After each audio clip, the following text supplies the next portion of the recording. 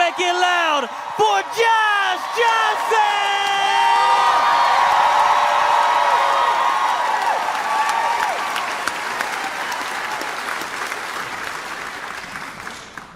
One thing that is very fun about being in Pittsburgh is your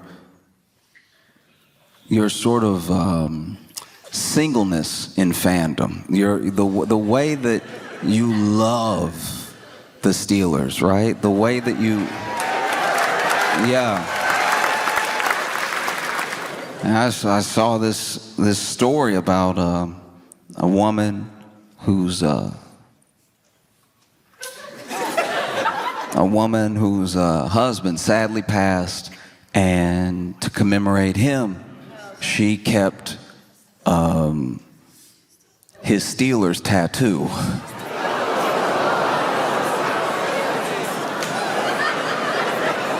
I'm glad we're on the same page.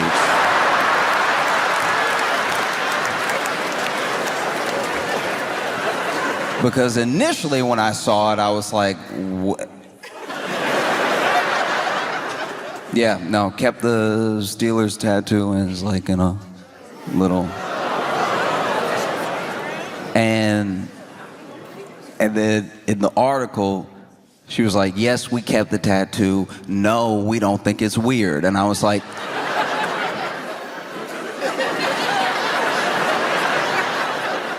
I figured you didn't think it was weird.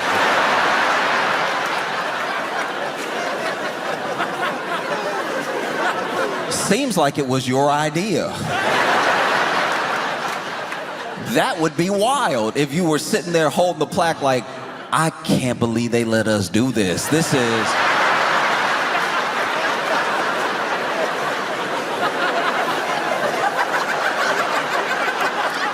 little odd, right?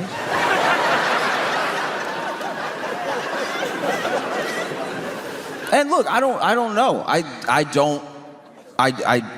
Wow. Like when I saw it, I was like, because also, look, I'm not gonna linger on it too long, but it was a big tattoo, so I don't even know what that, is that back? Is that arm? Is that, you know what I mean? And maybe this is something that the husband would have loved. Maybe he's like, yeah, keep it, put it in the living room, right? I don't know. I also don't know how hauntings work, but I imagine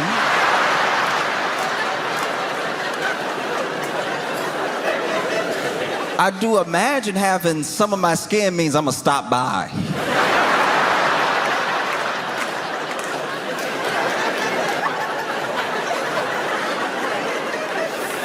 If anybody ever kept some of my neck, I think I'd be like, we have to have a discussion. Poltergeist or not, I'm coming over, we're talking about it. You know, you already have to be careful in people's houses because you never know who got the urn on the mantle or something like that. I don't know why they don't sell urns with like a lock on it. Every urn I've ever come across just been ready to be opened like a cup of sugar. We gotta start making urns harder to spill. You know what I mean?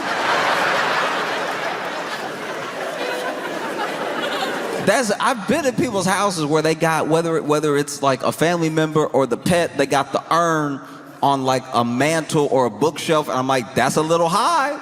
If it falls, they will be everywhere. And it does sort of, I don't know. It does taint the memory a little bit if this urn fall and now you gotta Dyson him up.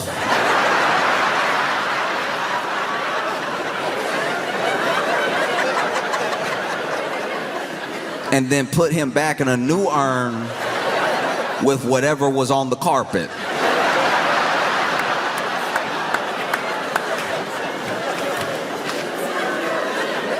Just something to think about, baby. Literally, just even... McDonald's cups are harder to spill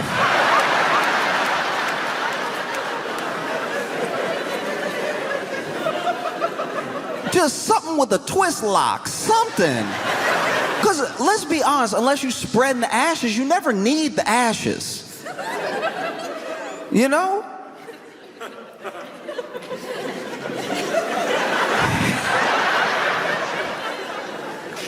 It's not like you hiding something in the ashes and then you're gonna open up the urn, pull out the Glock. Like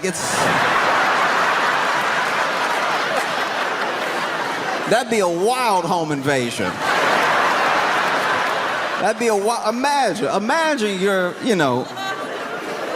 let's say somebody, goodness forbid, but let's say somebody broke in your house or something like that, and then they've got you and the family held hostage, and maybe you did something to them. Maybe you're a healthcare CEO, right? And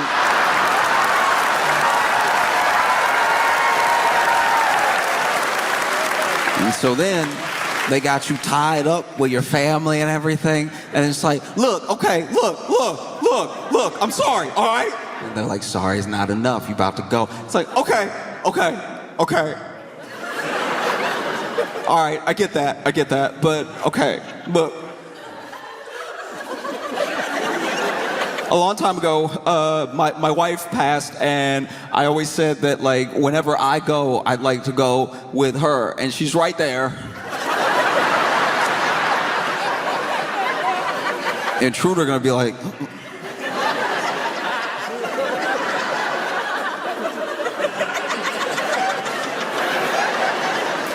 over there?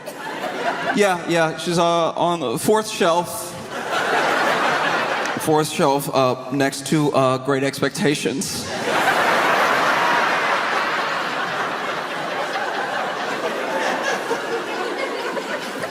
If I could just like hold her, I'll just, this small kindness, let me hold her while you bow. The intruder's like, okay, go ahead. Go get her.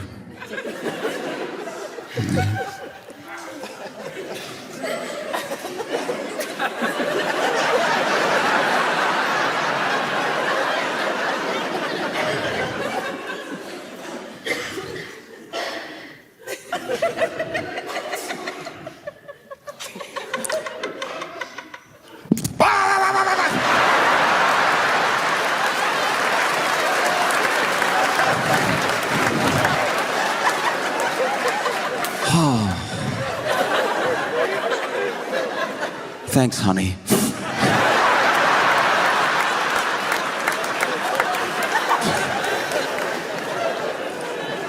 No, it's wild. Because now that mantle it's like in a frame.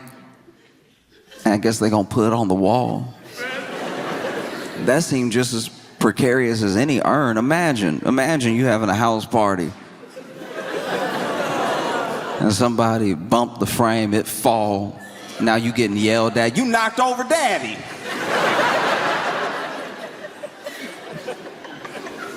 Everybody does things differently, and some people very differently. But once again, I don't know. I don't know if he would have loved this sort of thing, But it'd be crazy to think he might be looking down like, ugh.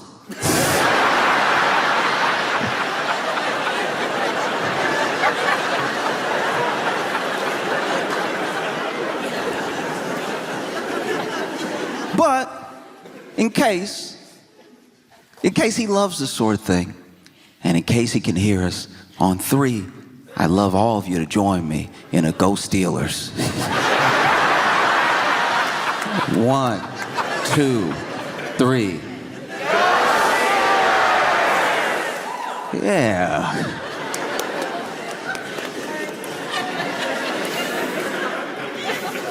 Hopefully that will stop me from being haunted.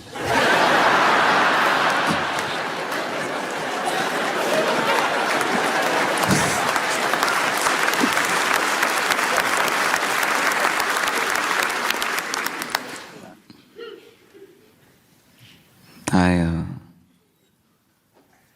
my life, I've had a lot of roommates, and it's funny because, like, I don't know, I've talked about this before, but like, roommates is like extra family because you're poor.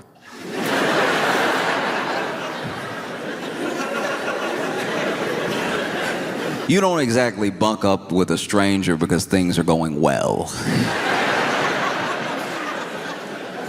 Every roommate I've ever had has been out of necessity.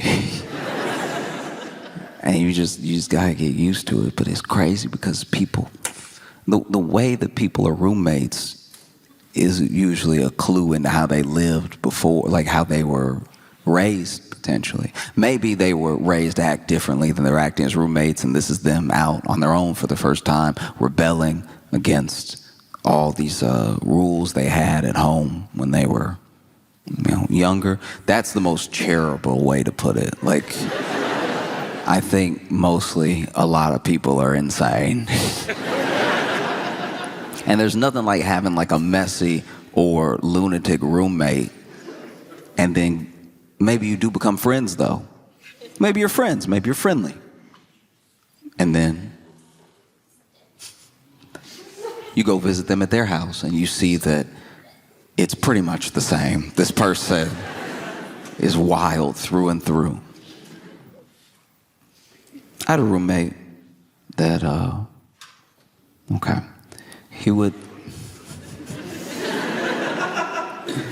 there would be some nights where he would sleep in the bathtub.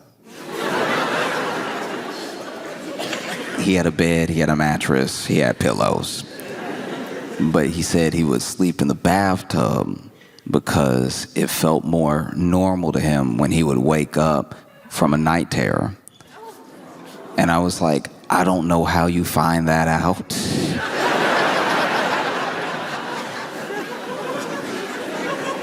That means this man had night terrors and tried every room before he went tub.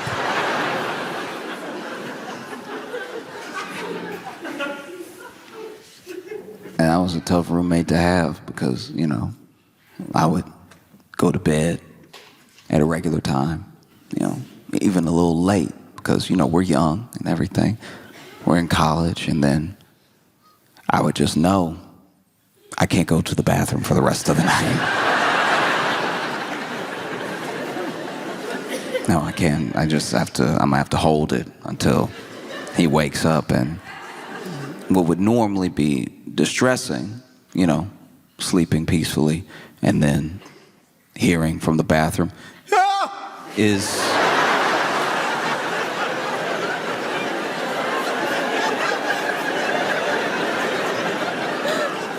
only made a relief, because then I know, okay, he's up, I can go.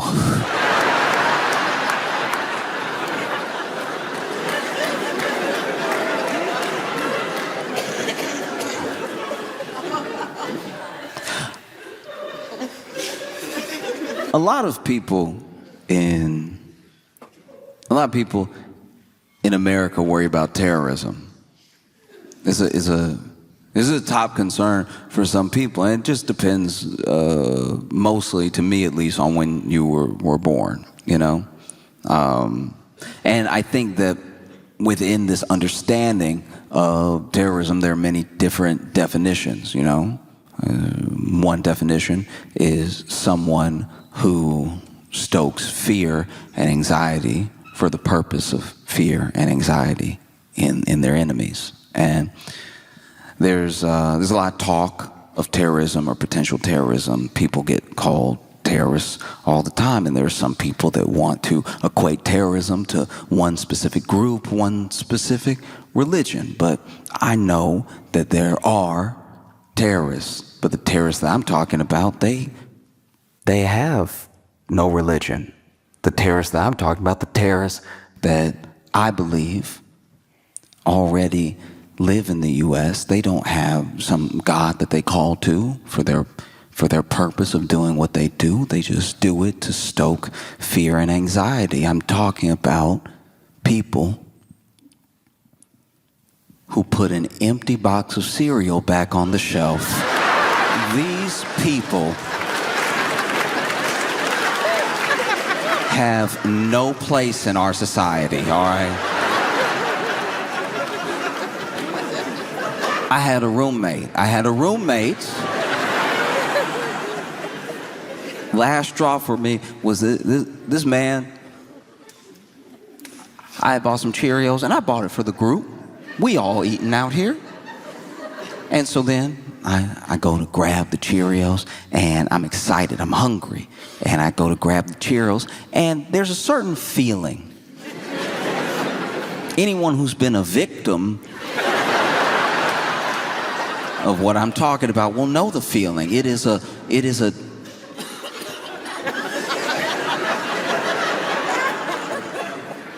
weightlessness of despair.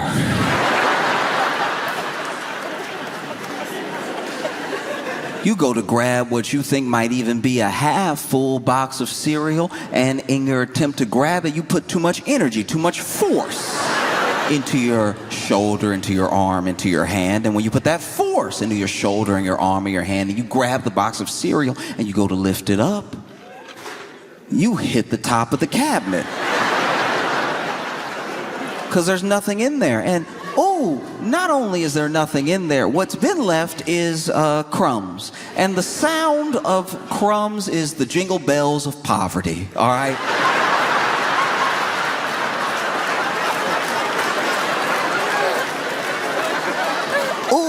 I've never felt poorer than when I hear crumbs.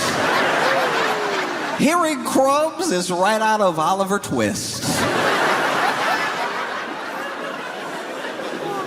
Crumbs is what Charles Dickens wrote all his best work to.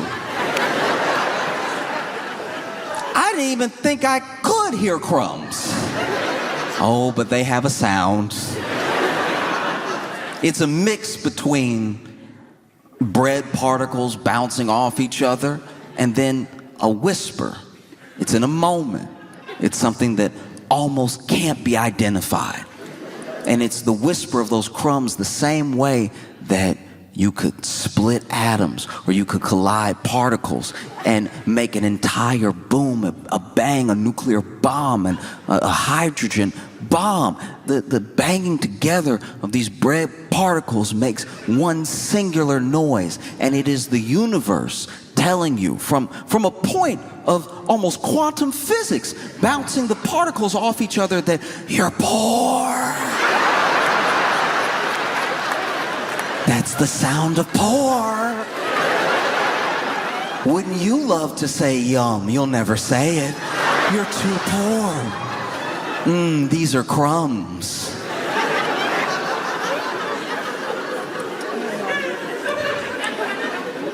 If you've ever, in your life, out of necessity, not out of deliciousness, had to pour crumbs into your mouth,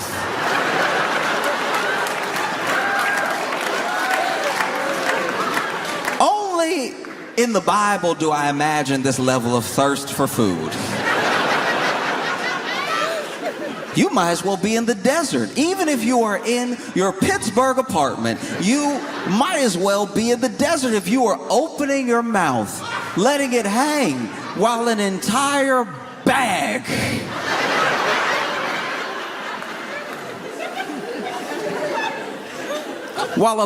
of crumbs slides and floats to your mouth. Because the crumbs that are sliding into your mouth from this bag, they have no Christianity.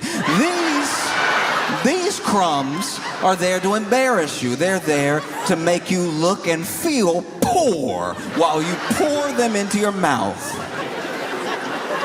Maybe that's where we get the word poor from, and maybe that's where we get the other word poor from, because you have to pour these into your mouth while you feel like the poorest person that has ever lived. And the bag is stiff because it's that hard semi-soft plastic that they only make cereal bags out of. And because of that, it's got a lot of ridges. It's got a lot of things that the crumbs can slide and get caught up on, you know? It's a lot like when you try to get water to a new place and the water is working its way through the canyon, but it doesn't know where to go yet. It's being pushed by the other water. And this gravity that's pulling down the crumbs to your mouth has the crumbs rushing at you from all angles. Even when you try to pinch the bag, you try to pinch the bag to give yourself some dignity. You try to pinch it and straighten it up to make a funnel for your mouth, because this is all you have. Crumbs is all you have. Crumbs is your life. And so you make it as straight as possible. You slide it down. Only when you are making a paper plane do you have this level of intent as you straighten something out. You straighten it out as much as possible, and then you dip it into your mouth, and still the ridges find a way. Because the devil is busy. Oh, the devil is hard at work trying to make you look and feel poor, even if you're alone in the room. You pour the crumbs, they're rushing from all angles, skiing down the plastic to your mouth. But then something happens. You don't know if it's in the middle of the bag or it's at the very edge, because some bags, depending on what cereal you get, have smooth tops and some have ridged tops, okay? That's going to be important, because if it's a smooth top, the crumbs will slide out. If there's ridges right at the top, that means that the crumbs have one last giddy up before they get to your mouth. And so then not only do they giddy up, but you are looking for the food. You'd at least like to see what you're eating. And so you're looking down the bag, and the crumbs are like, we can go anywhere. We could go in your mouth, we could go up your nose, but we love to go in your eyes. And so then you're standing there with crumbs in your mouth and in your eyes and down your face and down your shirt, because as soon as they got in your eyes, they stung, because crumbs are sharp. You might as well juggle knives over your open eyes. You know what that feels like? To be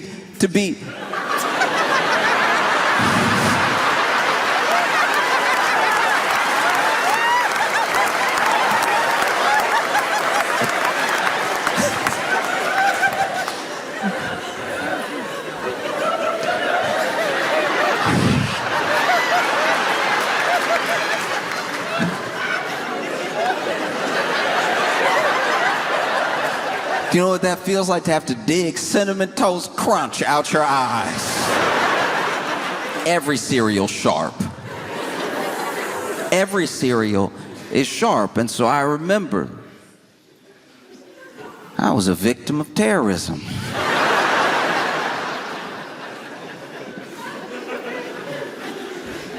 And I took my crumbs like a man. But then I confronted my roommate. I said, hey. I know what you did. You know what you did. I don't know why you did it. I feel like I've been very respectful. I feel like we have a good rapport. I don't know why you would engage in such a vicious attack against my Saturday. And he was like, what? I was like, you know what? Because he did know what. Because without me saying anything else, he was like, look. I put it back, but there was some in there.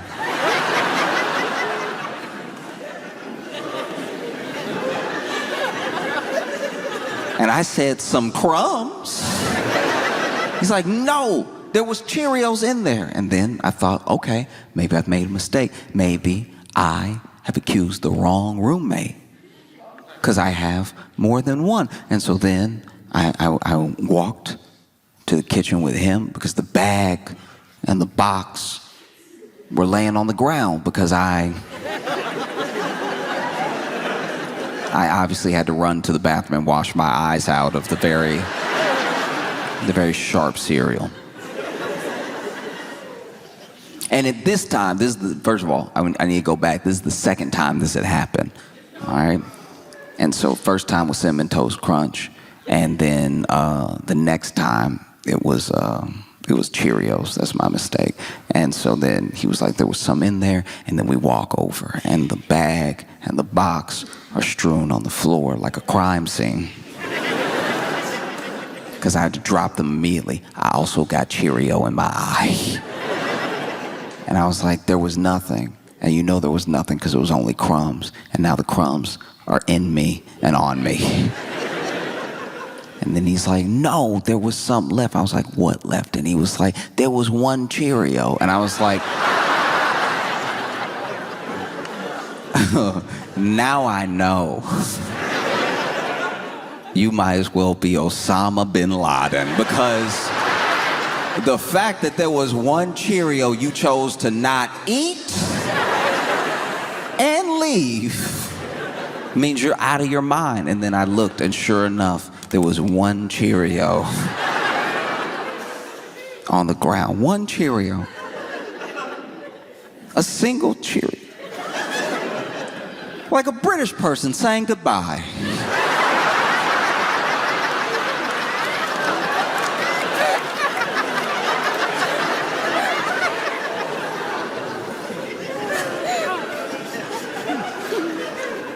Obviously, I didn't kill him. I'm here with you now. But I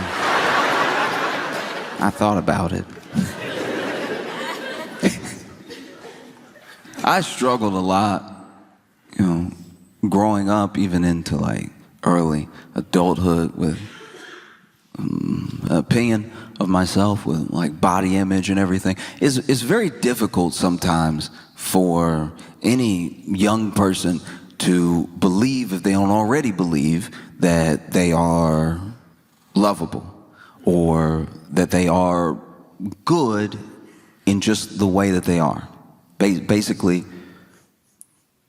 that they are enough. You're still working on yourself. There's still things you want to do with your life. You got your whole life ahead of you, but there's nothing extra you have to do to be worth anything, And it's a hard thing to convince someone of who doesn't believe it.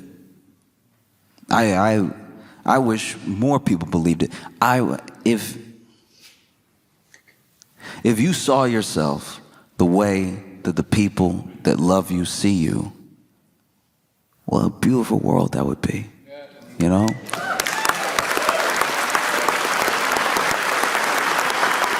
And it's not as if love isn't poured into and on these people, showered with praise when something goes right. Not everyone gets it, but even for the people that do, they still struggle with body image, they still struggle with confidence. And then for the people who should have people that they look up to, maybe not giving them any of that, either being indifferent to them or actively hurting their confidence. Sometimes even when you have those positive forces in your life, you still don't accept it in a way that would help boost your confidence. You're like, she loves me, but that's like my mom. She biased.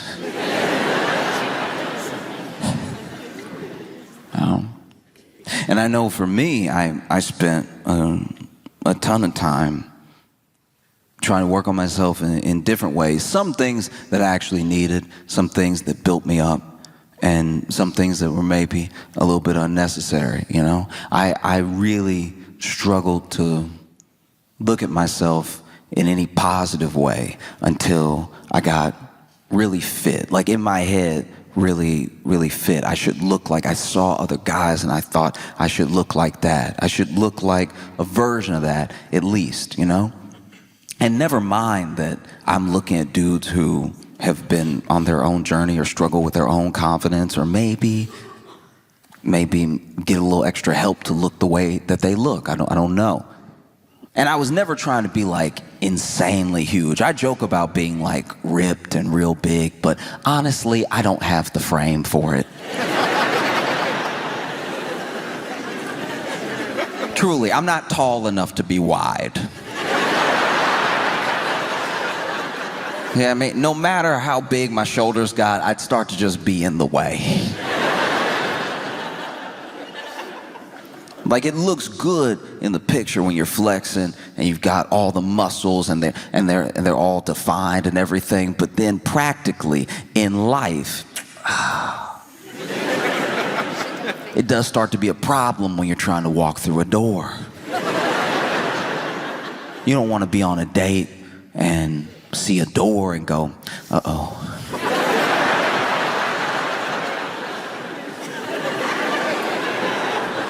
How do we handle this?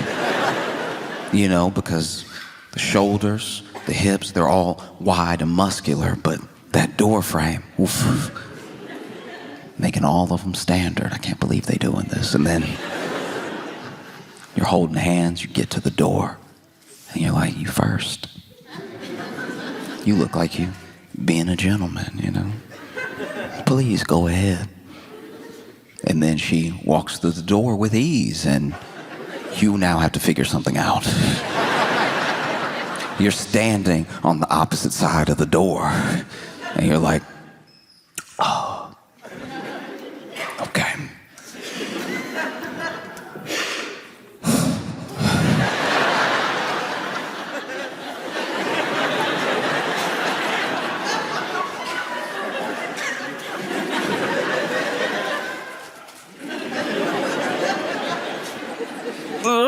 As soon as you strained,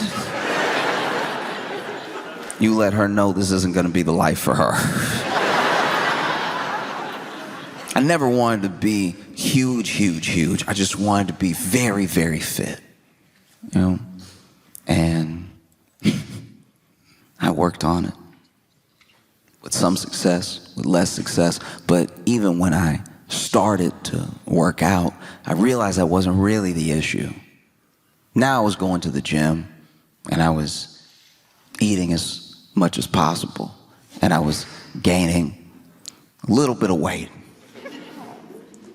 Not much. And I was like fighting to keep looking this certain way. And I finally accepted that, like, even if I got there, maybe I wouldn't be happy.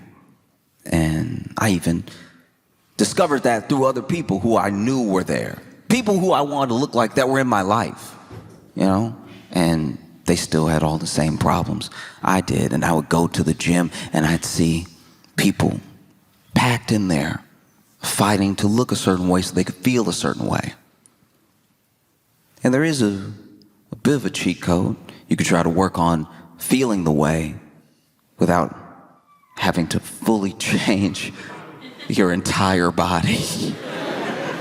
You know, you don't have to earn loving yourself through like straining and potentially hurting yourself, you know? Like there's some things that there's some things that go and be lifted in therapy, you know? Like it's just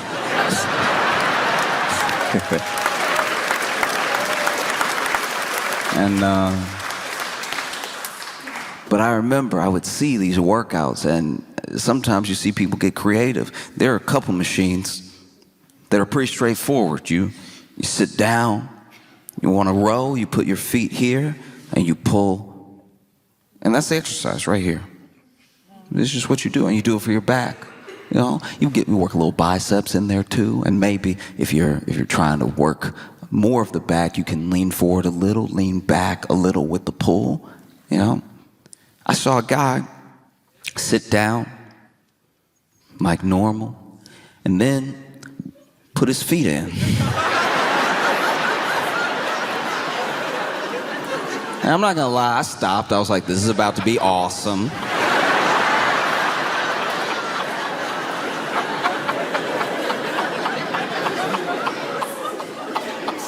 And this man, I don't know what muscle it works out. It seems like it just ruins your joints, but he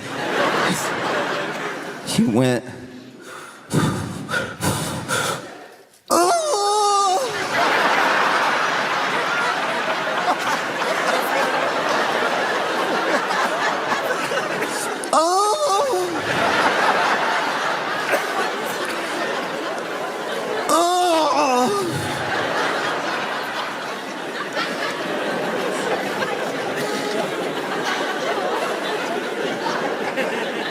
Just make sure it's clear.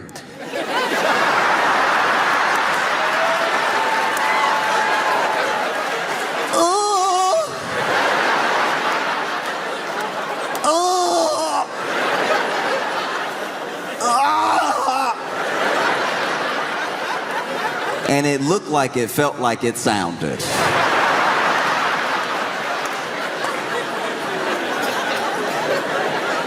This man did 8 sets of 10.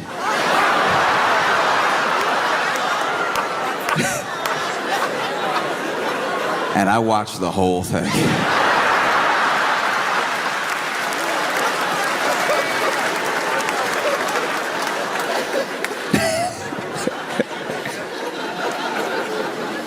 Oh, there was even a time where I went to the gym and, I was working out my legs differently. I was doing some lunges, I was doing some split squats and everything. Not much weight, but just trying to make sure that I worked out my legs, because there are some people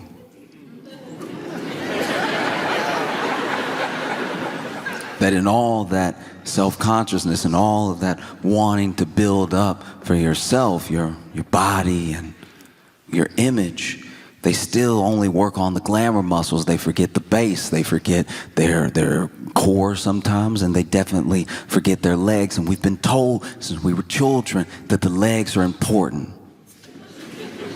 We've been told in many different ways. We've been told by PE teachers. We've been told by coaches. We've been told by parents. We've been told by cartoons. There's an entire cartoon dedicated to people who skip leg day. Johnny Bravo was trying to warn us for our entire childhood how important leg day is. That's not a structure you want. You don't want to have more hair than... So I was working out my legs, and so I'm packed into this gym with a bunch of other people, which is, look, it's very frustrating because this gym was unfortunately affordable. So a lot of people were in there, and I was one of them. And I was hopeful, sometimes they sell memberships all year and they're counting on people not to go. The way the gym structures are built out, it's so that you get all of these people here, but they're signed up, they don't actually show up. And so a gym is able to run fairly efficiently as long as 1/10 of the people who are members show up at a time. If everybody showed up that was a member of the gym, if everybody started to really decide to work on themselves, it would look a lot like TSA.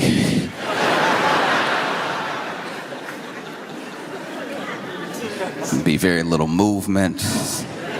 The only way to work out would be passing the weights, just you can have some. And while I was in the gym, packed in there with everybody else, there was a fire alarm that went off and some smoke that we saw. And, I didn't see any fire, but 2 out of 3 signs isn't bad. And so there were only 2 exits, which in retrospect was a horrible thing. You could only get out through the elevator, which you're not going to take during a fire, or the stairs. And so people started clamoring for the stairs. And this is where the real fitness test began. Because there were some people that were out in a flash, but then there were other people who had been working out. So they used all their fire running strength on the treadmill. So now they see that the fire alarm is going off and there's smoke, and they hop off the treadmill and they're like, oh no.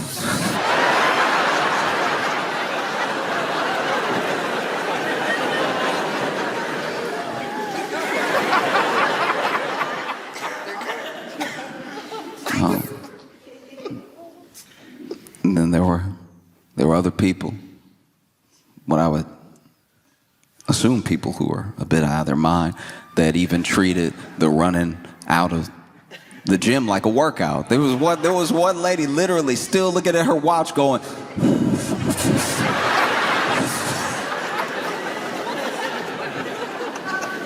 and then there was me, who had been doing leg day. I tried to make my way out as fast as I could, but honestly, if I could brag on myself for a second, I had gone pretty hard. You know, I had a PR and everything, and a PR is what you don't want to have when it's time to run.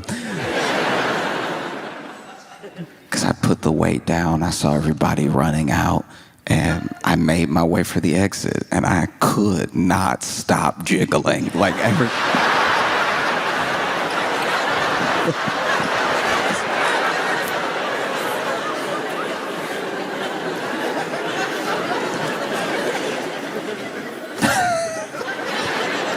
And yeah, I don't know if you've ever been in a situation where you have to evacuate for a fire, but nobody moves like there's a fire. Even as you're going downstairs to like get out of the building that has smoke in it that is like clearly, at least seemingly on fire, you still get people that do that thing that people do when they get to the top of the stairs, where now that they're clear, they just enjoy their day. If you've ever been in a walkway, there are people who can't wait. At the beginning of the stairs, they can't wait to get up there. And then as soon as they get up there, as soon as they are past the last step, they're like, oh, yes. As if there's not a ton of people behind them. And so I'm noticing as I'm shaking and jiggling down the steps, how slow people are going down the steps. And so people do start to scream like, hey, hurry, move it, you know, fire. And then we get outside, and it was next to the door. One of the reasons everybody was slowing up was that same lady was out front near the door, just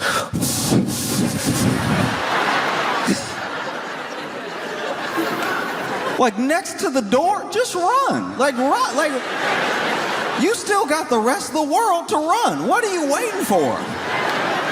If you're waiting for your gym buddy, you left him. You left him to die.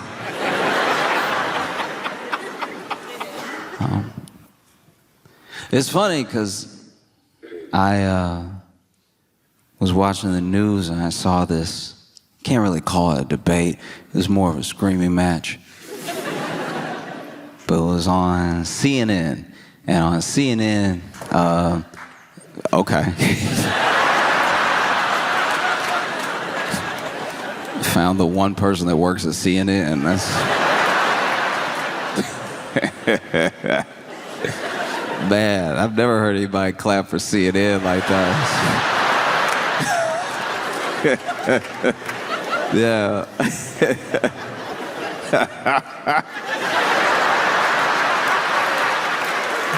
What is that?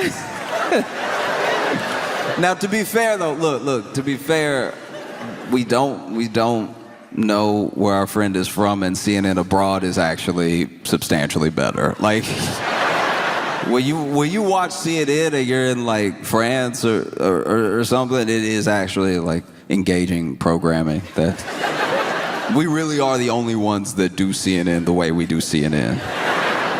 I like, as an example, when you travel the world, McDonald's is still fast food. We're the only ones that made it poison. You know,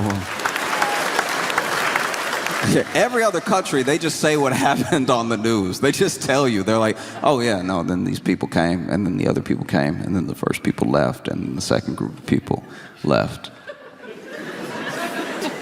It's really mostly in the US where you watch news and it's like, chaos in the streets!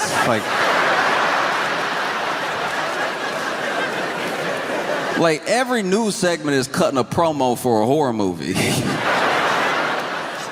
I was watching CNN and I saw where Jillian Michaels was on there in a debate that she seemed to have started, and they were talking about changes to the Smithsonian and how art and culture shifts between who has the power to dictate how the exhibits are written, who the exhibits are of, and everything.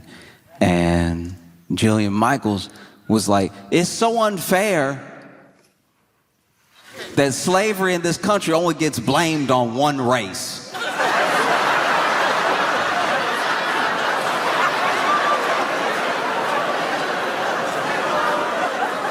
Look, as outrageous as that is genuinely funny.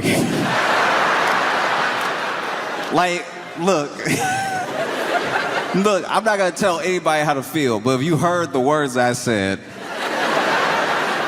that Jillian said, and you immediately got angry, I would ask you to take a step back. I'm not gonna tell you how to feel. You can be angry if you want to be angry, because it is a very short-sighted, ignorant thing to say, but that's precisely why it's so funny. It is absolutely hilarious. But the best way I can describe why this is funny is when I was a kid, I would I would be at home alone for about 3 hours. I would get off, from school. I would do practice, and then I would get home and be alone for about 3 hours, right? So for 3 hours, I was the only person in the house. And one day, I was just walking through the house. I was eating something. I think I was like eating some Easy Mac and walking, not paying attention where I was going. And I knocked over this vase. And it was a vase that my mom loved, right? And so it smashes on the ground. And I genuinely didn't know what to do, because I was like, man, I'm going to be in a huge amount of trouble. I need to think of something. And in my head, I was like, what should I do? Should I call my mom now and be like, hey, when you get home, you will want to beat me. But I feel like if I tell you now and you're going to be like on shift for another half hour, and then just the concern, because I never call you, I'm hoping the concern that you have that I am calling you you'll be so relieved that I'm alive, that I'm not dead, you'll want to kill me less. You know, because having that coworker be like, it's your son, you know what I mean? And then have you be like, oh, what, my baby? And then I tell you what I'm about to tell you, and then you're like, oh, I'm just so glad you're still with us that I would hate to make it so you were not, right? That was one thought. Then the other thought was, look, I've given this whole having a family thing a good run. Maybe I dip right now. Maybe I leave home right now.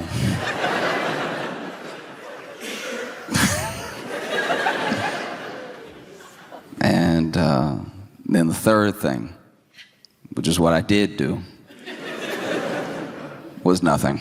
I went to my room and played some video games for what felt like might be the last time in a long time.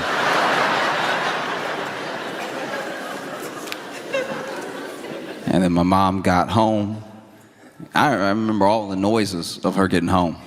I remember the screen door, and then the lock, and then the lock turning, and then the deadbolt turning, and then her walking in, the screen door shutting behind her, her shutting the door, her locking the door, and the deadbolt. Again, every footstep from the front door to the kitchen, because she missed it at first. And then every footstep after the kitchen back into the living room, where I heard my name. And not my name the way you know it, my full legal name.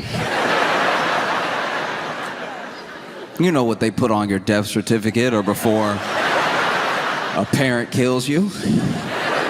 My full legal name. And then I walk in, and my mom is like, what happened?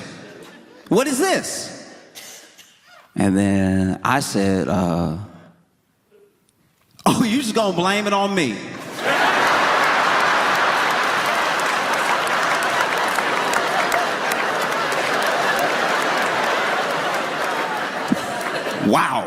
Wow. Maybe I was in there playing video games the entire time. Maybe somebody broke it, and left. Maybe I'm lucky to be alive right now. You're just gonna immediately blame me because I was the only one here. You're just gonna blame me because it looks like it was me. And that's kind of what Jillian Michaels was doing with the whole, like...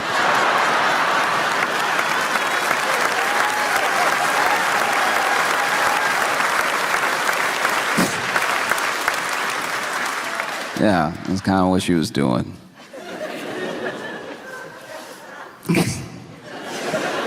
Can't believe you would just blame it on one race of people.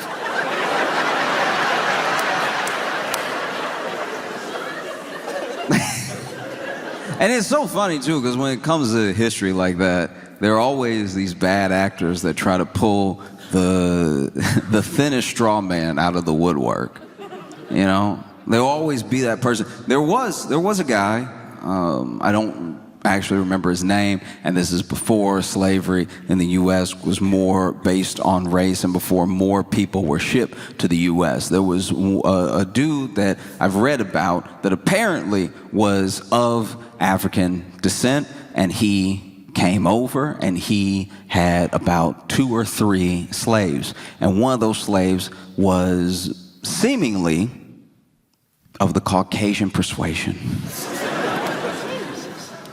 And whether this thing is true or a myth, I've heard it my entire life when referencing slavery, that there was one black guy who had a white slave. And I'm like, look,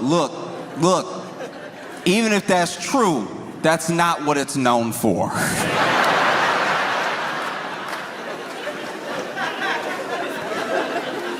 Do you know what I mean? Yeah. Just picking and choosing how you present an entire idea. And it makes sense to me that someone like Jillian Michaels would say something like this. She is from a reality TV show. She's known for the show The Biggest Loser. Yeah, that's who she is, that coach from The Biggest Loser. You know, the nice one. The Biggest Loser was a show, I don't think it's still on the air anymore, so if you're not familiar with the show, it was a show where they would bring on people who were overweight, struggling with image and everything, and they would help them lose weight by making them do slavery.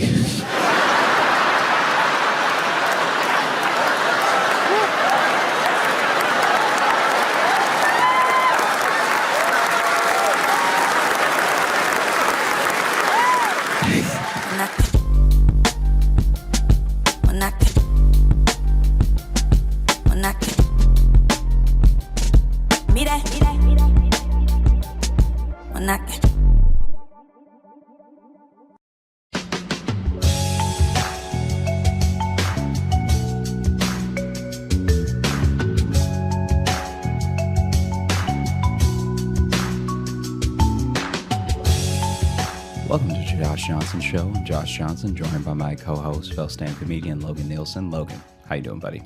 I am doing well, man. How are you? I'm doing all right.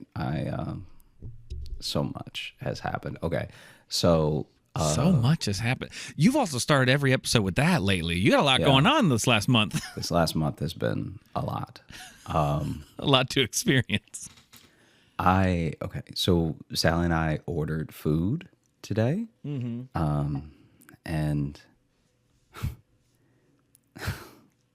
I won't say where the restaurant is in case this isn't the restaurant's fault because we're still investigating. DoorDash itself is investigating, and then I'm holding my own investigation where I'm calling the restaurant at different times to make sure. I'm holding my own investigation. This is how people like really lose their minds. Like when anytime no matter how vindicated you might be, or how justified you feel, if you start your own investigation into anything, you've probably already lost your mind. Yeah, no. Even if you end up being proved right, you do still have the shame of having to take all the yarn off the wall. You know, you have to take down all the safety pins. Yep. Still, you being like, "Whew, I got into this deep, huh?" Ooh. You have to take down the clippings from where you were wrong. Like, Yeah. you know, those clippings that just had nothing to do with anything. And Yeah. you're just like, well, in Italy, the tomatoes are going bad. And it's like, okay, well, now. That's true. Every conspiracy theorist who does that, and if they are proved right, they have to go like, yeah, this whole branch over here, though, I was a bit off. I was a bit off on this over here. I did make a mistake. I am embarrassed about these strings over here. I'm a bit embarrassed about, but Robert Redford had nothing to do with it. I really went at him. I was going to take down Sundance and all of it. He had nothing to do with this at all, and it's all over here. Okay. Turns out Orson Welles has not been alive for quite some time. That's something, and honestly, you do just a tertiary search, you will find that. It's one of the first thing that comes up is his date of death, and I really, man, couldn't see the forest through the trees, but yeah, because he looks so much like the guy from Stranger Things with the beard. I just thought they were the same person. Yeah. So then I just kept digging. But either way, I was right, and the moon is filled with pudding. So, despite that stuff, I was right. We were missing the big picture. I was right. And so I've been holding my own investigation. Anyway, what happened was we ordered some food. And you know how it's all the same company, even though they use different names? I'm pretty sure like DoorDash, Caviar, all those places are like the same thing now. Yeah, they're all like bought owned each by other. the exact same. Yeah. Yeah. They all bought each other. They all bought each other. They're all owned by each other. They also somehow still exist, yeah. but they are all under one umbrella. They're all under one umbrella. I think they're all not profitable, but also are. I don't Because it's like they're not profitable, but they pay slave wages, which just means these people are really bad at business. Yeah, it just means there's just a hole filled with money somewhere because they don't know what to do with it. So they just because I don't feel like I'm saving money. They just dump it into a deep, wet hole. They don't. And we can't get the money out. It's all wet now. Like instead of Grubhub or Seamless and then Caviar, just make Caviar the standard and just call the other ones Caviar Poor. Yeah, because it's kind of what's happening. There are certain restaurants that are like only on Caviar, and you're like, why? And then you see that they're super expensive, so you're like, okay, maybe that's why. But still, you can't be that. Like, you can't act too. You're using the same plastic container, so don't get uppity. Do you see what I mean? Yeah, you're still spooning spaghetti into the same black and clear plastic container as the place that charges $3, Well, and for these, how they work too is like, it's not like there's a Caviar representative who works at the restaurant who manages these orders. It's just a different tablet the place gives you. Whichever one you work for, you just have a different type of tablet that the orders go through, and then a driver comes to pick it up who probably works for all of them, because you can be a Grubhub, Uber Eats, whatever driver all at the same time. So there's no reason for all these to exist. There's also no reason to not pay these people well, because if you've gotten to the point where they're working for 4 of them at the same time in a day, why don't you, and you're also all the same company, why don't you just go ahead and make them an employee and pay them a fair wage? It's insane. And so, because in that one too, the illusion of choice doesn't do anything for me. I'd rather just the restaurants be on one thing. You know what I mean? Yes, exactly.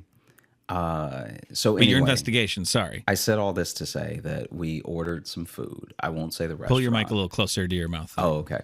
We ordered some food. I will not say the restaurant, just in case it's not their fault. But when our food came, and if they're listening, and they'll come for you. This would be how we get death threats. This would be we accidentally start a feud with a very violent restaurant. Yeah, I'd hate for something to happen to you. I'd hate for you to slip in some mac and cheese and never walk. So what ends up happening is that we order and then the food gets there and there's no buzz, right? There's no buzz or anything. The app is how we realize it's there. They're just in the house. Yeah, right. That would have honestly been better because then someone would have been able to explain what happened. So And also talk about service. yeah. You picked the lock? You just knew Don't how to worry pick the about lock? it. Here it is. And so It's already on plates for you. then they drop it off. They're nowhere to be found.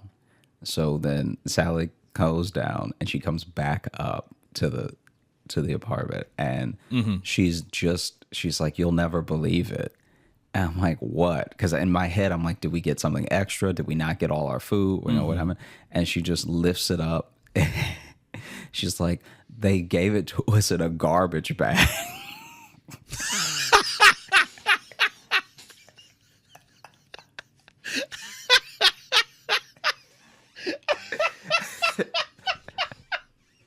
Here you go. Eat your fucking slop, you monsters. Here you go. Oh, you want this? I'm you want sending this you the little picture piggy? right I brought now. it right to your door. Here it is. I'm sending you the picture. Oh no. This is untouched. I'm sending you the picture right now. Yeah, that's just a flaw. You can see the red band around it. I think those are the trash bags we have. Yeah, Me and Jess. they I are. think those They're are hefty bags. That is a hefty. What a way! What a way to insult somebody. Just like, here's your hefty bag full of food. Yeah, here you go. Here's your trash. Imagine someone just delivering it in a trough. That would have actually been less insane. Just an open bucket, And- and everything's mixed up in it.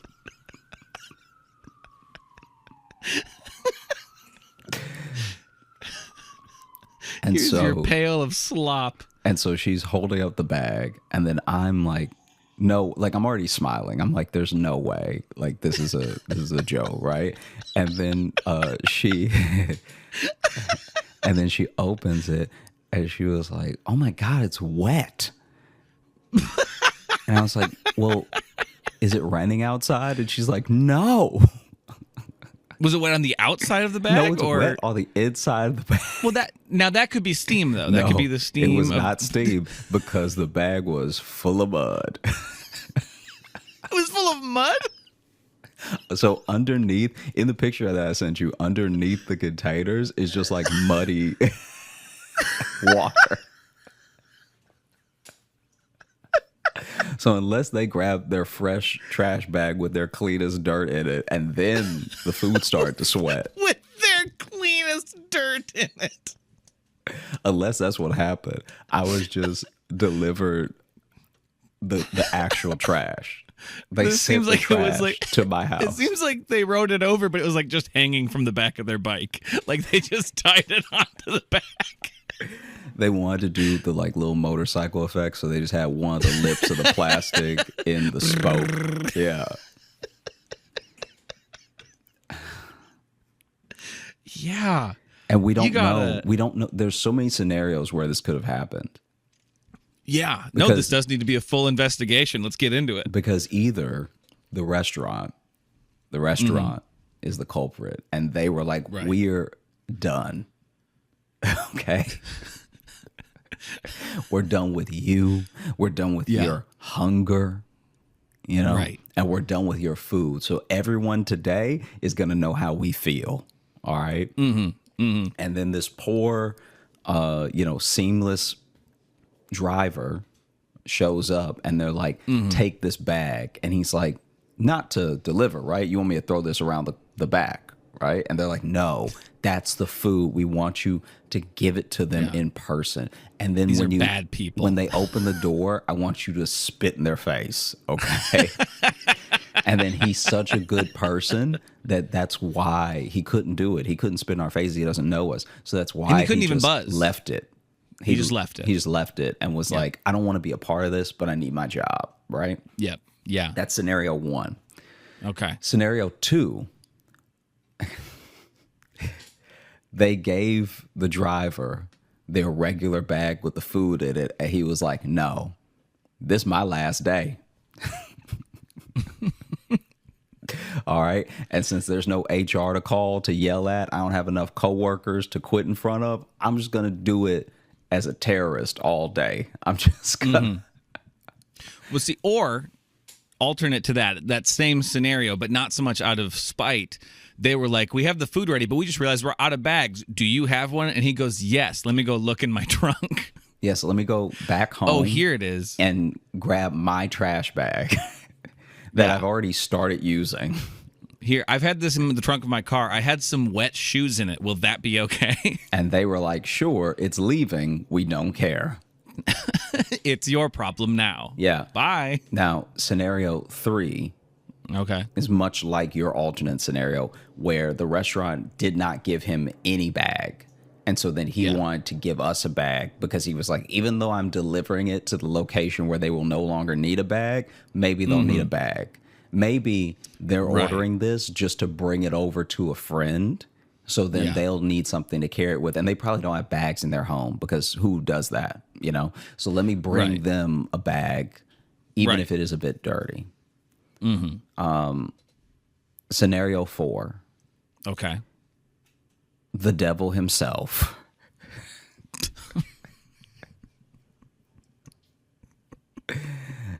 came up from hell.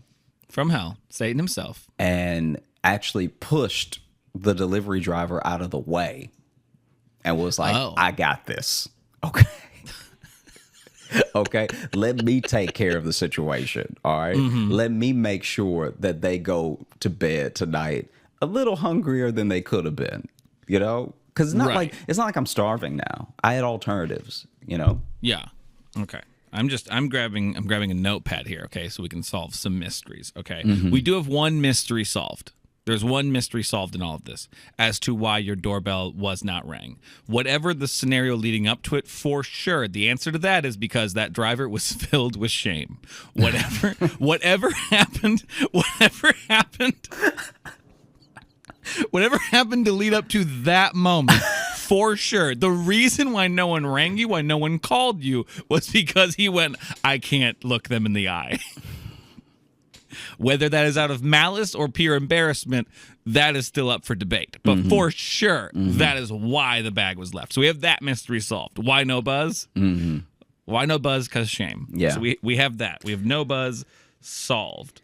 Scenario 5 is... Oh, God, I didn't realize you had more scenarios. I didn't realize there'd be another scenario post Satan himself getting involved. Yeah, scenario 5, potentially the most likely. The bag ripped and he just put it in something nearby, and then it happened to be a trash bag.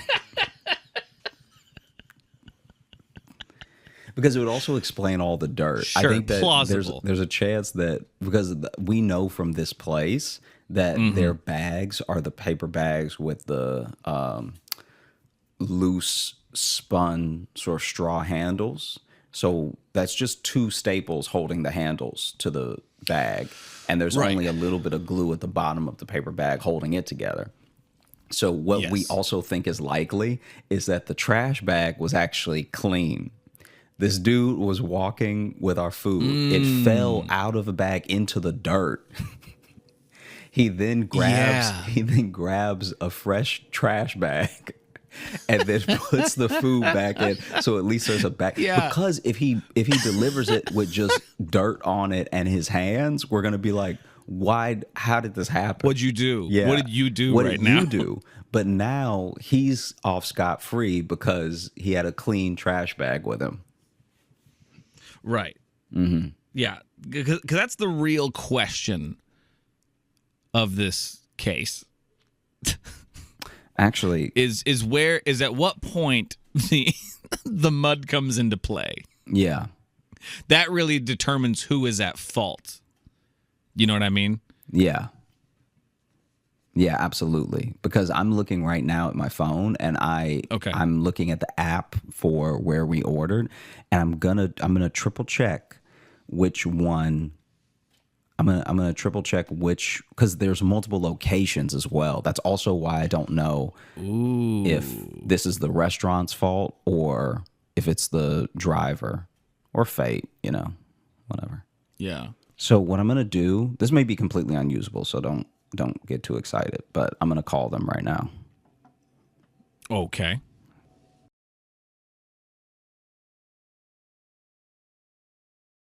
You may have to bleep out the name of the restaurant. Sure. May I help you? Hi, I ordered some food today using caviar, and it came in a trash bag. Would that be the driver, or are y'all using the trash bags to deliver? Oh, that's the driver. Oh, okay. Got you. Okay. Well, thank you. I appreciate it. Okay, no problem. Enjoy your day, though. Have a great night. You too. Hi. I think it's solved. Well, no, here I will say he blamed it on the driver awful quick. That be the driver. And then he sounded real confused and shameful towards the end of that. Mm-hmm. I think he talked to the culprit. I think it was him. Yeah, it could have been. Maybe this case is still open. I think the case is still open. I don't know. This isn't even what I wanted to talk to you about today. It just happened. Just like Oh, really? Like right before? dude, yeah. Like there was a thing that I don't think I've ever told you about because I told Sally for the first time. Okay. Okay, so we're shifting to that. So let's just say still open investigation. Yeah, still open investigation. Look, I'm gonna keep calling. We're gonna keep calling, telling them that this happened to me. Email us what you think happened. Yeah. Who do you think is to blame here? Yeah. Because also was this a trash bag already sitting in something at the restaurant, and they're like, oh no, we're out of bags, grab that. You know what I mean? Yeah. Or maybe they just saw our order. Scenario 6. They saw our order. It perfectly matched some food they had already thrown away. And so they were like, why not? Why waste food? There's people starving in other parts of the world. Yeah. Why waste food? No, that's the only stuff that's been in that bag. I mean, the bag was outside, but don't worry about it. It'll be fine. Why is it wet? Don't. Now you're being. Don't one worry of them. about it. You know, food. You cook. There's sauce and stuff. They'll be fine. They'll get it. Yeah, that's my new favorite thing. I had a friend. It didn't make any sense and it had no context to the situation. But someone had said something and she was like, "Don't do that. You sound like one of them." And it's like there was no thing to attach it who's to. them? Yeah, exactly. There's though. no. You can't say you sound like one of them, and there's no them. Yeah, it was the perfect thing because there was no race thing to attach it to. There was no it was just such an insane response. Ooh, don't do that. You sound like one of them. It's like that's like the purest form of othering someone. Yes. Of like I'm not even giving you a group. You just belong to them. It's like, what? That's wild. Yes. It is incredible. I was such a fan. I was so excited when it happened because I was like, there's nothing, no one, like, you know how sometimes people can be like, what do you mean, you people, sort of thing? Yeah. It wasn't that at all. It was literally like the confusion at the table. Yeah. And it was immediately hilarious. I went to dinner. I'm going to tell you the story in a second, but this is also very funny. I went to dinner last night, and I was crying.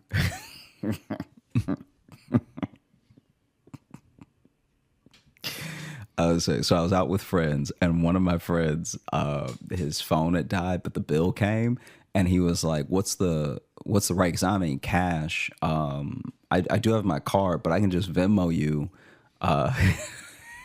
I could just Venmo you when my phone comes back on. And then our other friend was like, ooh, that doesn't sound good. You sound real poor right now. And he's like, I'm talking about the battery, not the plan. Okay. And she's like, still though, you shouldn't say it like that. Ooh. I got pains when you said it to me like that. And he's like, well, do you want to put all my cards? She's like, no, it doesn't sound like it'll go through all your card. All right. no, you gotta get your life in order. He's like, my phone just died. And she was like, so then maybe clear your phone is poor. Okay, your phone is too poor for life. Yeah. And so it died. Your phone didn't even want to be a part of this conversation. You talking about you gonna Venmo people after you've left the area. The most trustworthy type of Venmo. He's like, The one that's not in front of me. the way that my man said, the battery, not the plane. Talking about things you gotta do when your phone's back on. It's like, that's the most oof. This is now Venmo you once I get some more minutes. It's about to be the end of the month. Once it rolls over, I'll be able to send you that. With that Venmo. What a because here's the thing. When I was in high school and college, I was very broke, and so I had a phone with minutes. And for anyone we all have listening phones to with this minutes podcast, back then, I think, right? Or not everybody. No. okay, I did too. I guess. I mean, I didn't know there was another way. No. The way I didn't know we had now unlimited back is then. the way that people with money have always done it. That's true. That is a Just good so point. you know. Yeah. We were out you here used to counting be able to call minutes. and you could call a number to find out how many minutes you had, which would take like a minute. So you'd lose a minute checking your minutes. Also, the thing that really made me mad, and it evened out if the text was long enough, I guess, but every text message cost, and then you had to accept the deduction in minutes to read it. So then every text costs 30 seconds. It costs half a minute. So then, is that what it costs? Yeah. So then people would text you K, and it would cost half a minute. It didn't even take a second to read. My eyes recognized. I didn't even do any reading. My eyes recognized a letter, and I knew what it meant. Right. But yeah, to explain to our our younger listeners, back when I know every now and then we get kind of like back when phones were new, but we do get that way sometimes. But you used to have to literally. You had an allotted amount of phone time, not given to you by a parent or a guardian who said, this is all you're allowed because I don't trust you. The phone gave you this. The phone company would give you an allotted amount of time. And if you went over, if you had a plan that allowed you to go over, that overage charge was usually wild. Also, your own money was your own money was your dad. Like, because if you had plenty of money, you either had a phone plan or you could buy so many minutes that you didn't think about it. Yeah, this is where the beginning of like burner phones were, because you could just buy a phone with a set amount of time on it, and then when you were done with it, you could just throw it away. Yeah, that's why those became popular. You could buy them in a 7-Eleven, use it for a couple hours, throw it away. When I was in high school, or maybe I was even in junior high, the first kid I knew to get a cell phone got a cell phone with minutes on it. And I don't know if his parents bought it, if he bought it with summer money from his summer job, whatever. But either way, he bought the phone and bought 300 hours on it. Jeez. So this dude had 300 hours on the phone just ready to go. And he called me on my home phone. This dude called me to call me poor.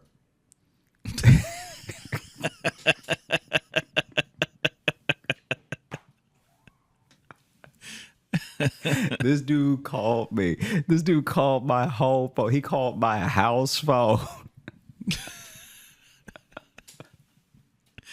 Man, 300 hours of phone, dude. It's like, by the time he used all that, phones had changed. This dude called me and asked me if I was hungry. Jesus. This dude was a monster. Anyway, see, bullying. You had to be more creative with bullying back then.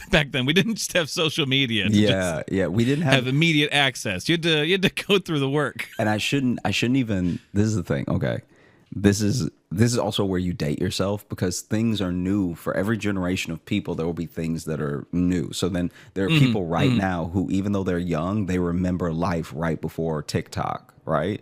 TikTok's only been around for a little while. So there are going to be people who are like, oh, yeah, I remember TikTok. And then when they have kids, people be like, TikTok? What is that? Yeah. You know what I mean? Yeah. Oh, for sure. And that's how the students I work with are. They're like, what? You're on TikTok? I'm like, guys, it's been around for like 3 years, and I'm old. You don't want me on it. Also, like, we sound old because we remember life before everyone had just had a cell phone on them, right? Yeah. But it makes me. But we remember before the internet, so that makes us sound 1,000 to probably kids now. And like because the idea of a supermarket is like still relatively, when you look at the world and you look at how we ship food and like all the processes around keeping food good until people can purchase it and stuff, that's all relatively new. So then if you're old enough, you remember a time where you had to live off of what grew near you and that's all you got. Maybe if you traveled, or maybe if someone brought something back, you could have something that wasn't from where you were. And it's just so funny because it's like, I think about my granddad. My granddad is so old, he probably remembers before apples.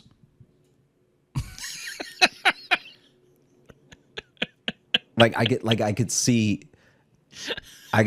people my granddad's age being like, I remember, because we even really eat apples like that. Because think about it, like it was specifically where you were, and it's what you had, what grew near. Exactly. Yeah. So it's like there are people who probably had their first apple thinking they could just peel it like an orange, be like, it's not coming off. I don't know, just hand slipping on it. Man, a hard ass tomato. Mm-hmm. Gross. Anyway, what was the thing you were going to tell me? Oh, okay. Before we went back to our olden days of minutes on phones. Yeah. In the old country.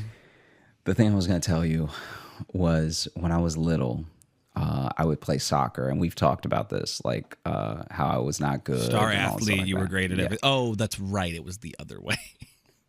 Sorry. Wow. What an attack. So then when I was little, I was playing this scrimmage game. So not one of the ones that counted. We're not even in our jerseys or anything, our little uniforms. And this is like horrific. So basically, it was like a practice day, right? And so we're all out on the field, and we're young. We're like, I was maybe 6 or something. Okay. So like a lot of us aren't even coordinated. Like if you can kick the ball straight, you're the best player on this team. Yeah. And so you're Beckham if you're. You don't even have to bend it. You're footing it like Beckham. Every time a kid, I remember this specifically, anytime a kid lofted, first of all, almost all of our like lofting kicks were by accident. Anytime a kid could make the ball just fly up in the air for any distance and by any height, we were amazed. We were like, we would celebrate that like it was a goal. So we were not a winning team. And so as you're cheering, the other kid just goes by you with the ball. We're lifting up the kid who did it. Oh my God. It went so high and the wrong way. So then this is such chaos. And like even when I remembered it and I was talking to Sally about it, a part of me was like, I don't know if I should tell it on the podcast yet, because I'm trying to remember everything that happened. And then 2, I don't think people will like identify with me the way that I need them to. Most stories I tell on this podcast, I don't care about the perception. I'm just telling you my side of what happened.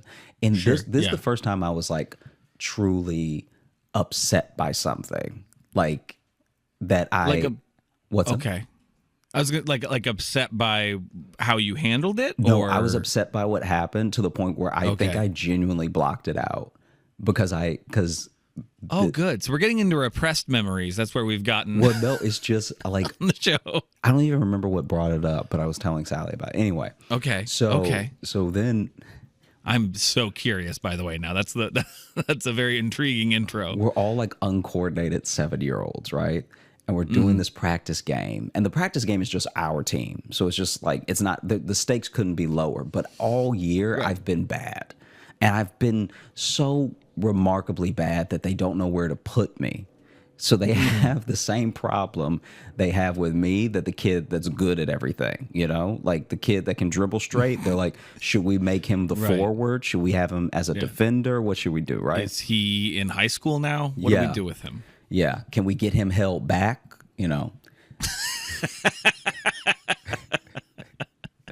We either got to hold him back or we got to launch him forward. Yeah. Yeah. Somebody just like throws his dad some money under the table to like mess up his homework for him.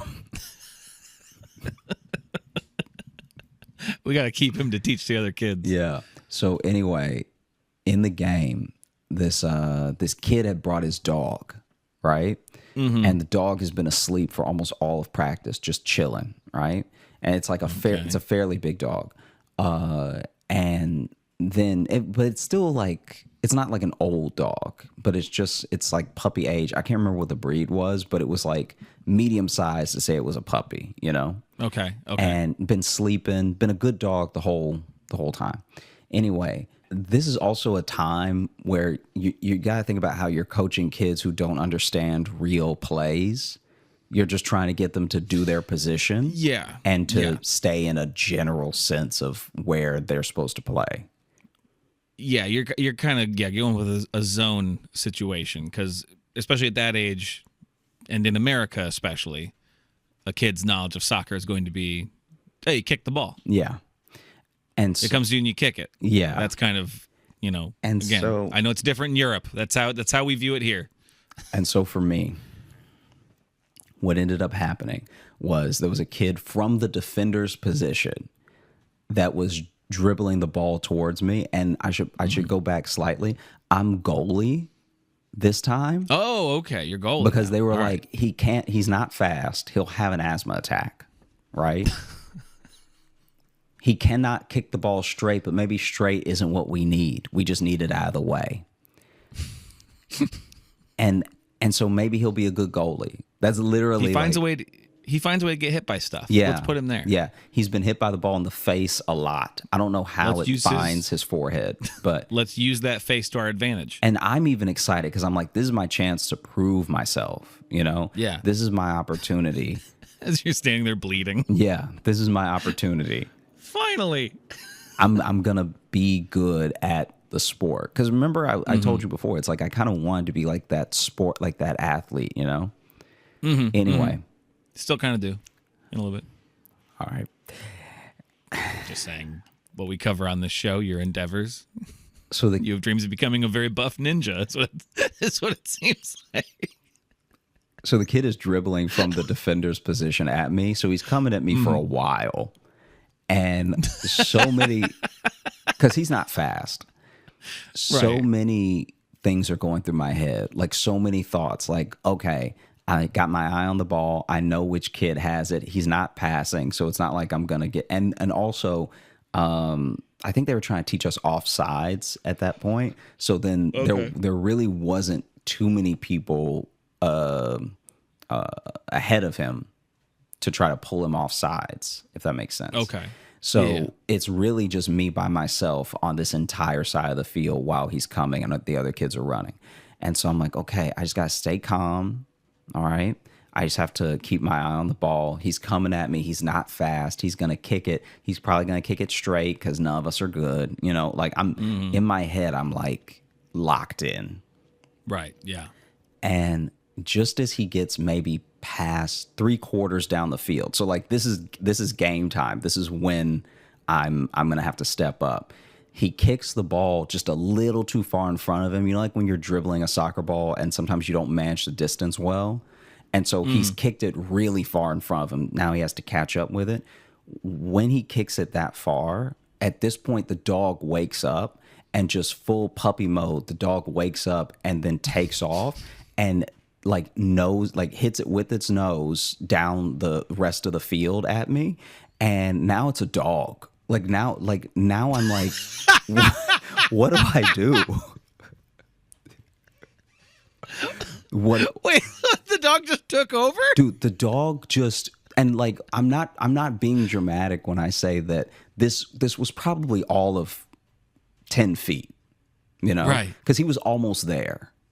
Sure, yeah. But then now he's here, so he's like all about to be at the ball again, and the dog was just off to the sideline, laying down. And so now it takes off, runs in front of him, and starts like knocking the ball with his head.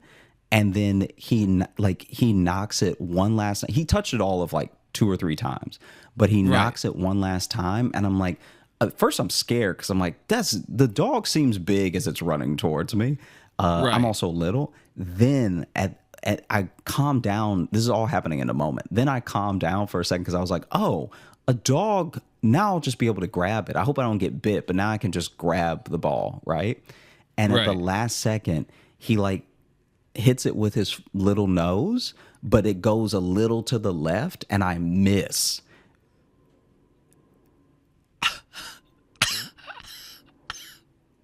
And so technically the dog scored on me. And people are like screaming. They're like, oh, it's like such a funny, and the kids run up to the dog and they're like, and the dog's excited and he's like hopping and stuff like that. They pick the dogs up on his shoulders. Dude, they carry him off the field. it was like a full, like kind of like an Air Bud situation, except there was no stakes, you know? It was 100% Air Bud situation. I think they even did a soccer one with Air Bud. And we always celebrate Air Bud, but we always forget the kid that he scored on. Oh, that just really wanted to have his own moment. Yeah. No, Air Bud gave full competing teams just mass depression. Like, I don't think I was so upset. I was like so hurt because I played it back in my head a bunch of times because I was like, there's no way I missed that.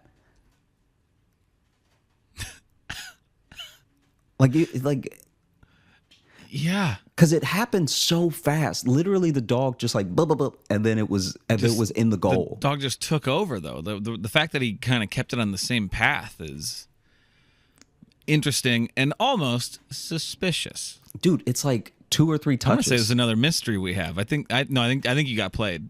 This dog has been trained. This is a He's circus the dog. ringer. This is not my fault. This is a circus This dog. is a genuine Air Bud scenario. And it's like, look, I don't think in a million years the dog could do it again because he wasn't even trying to. Like, the dog was He's got trying to play excited with and the just ball. went for the ball. He wasn't trying Yeah. to score, but he was so close to the goal by the second time he touched it. And it's like I was already not good. Yeah. You don't have to. Now, but I'm gonna make you feel better though, What? because frankly, I'm just saying, because soccer, football in other countries, is a game of feet, and dogs got 4. You know, so technically, I was able to use my hands. We both had 4 appendages at play. I'm just saying. He's actually, he's over equipped. We both had 4 limbs to work with, and No, listen, it's embarrassing and you should be embarrassed. But it's also like I'm trying to make it. The worst part is that it's like not even enough people were there.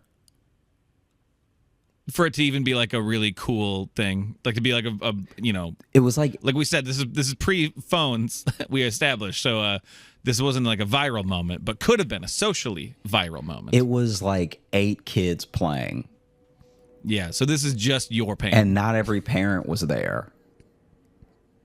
So this doesn't even get to be like a fun, like, oh my God, did you see that moment? It's just one kid being embarrassed because a dog scored on I'm it. pretty sure my mom had to run an errand. Like, I mean, I'm glad my mom didn't see it, but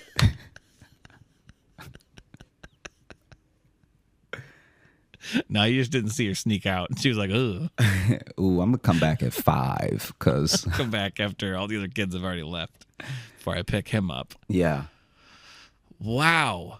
So what made you think of this? Because you said you're not even sure if you remembered it fully. If you blocked it, what brought it I out? don't know. Sally and I were just talking, and then I think I maybe had a moment or something. Did you start? Did you start shaking and? Just decided to be vulnerable, you know.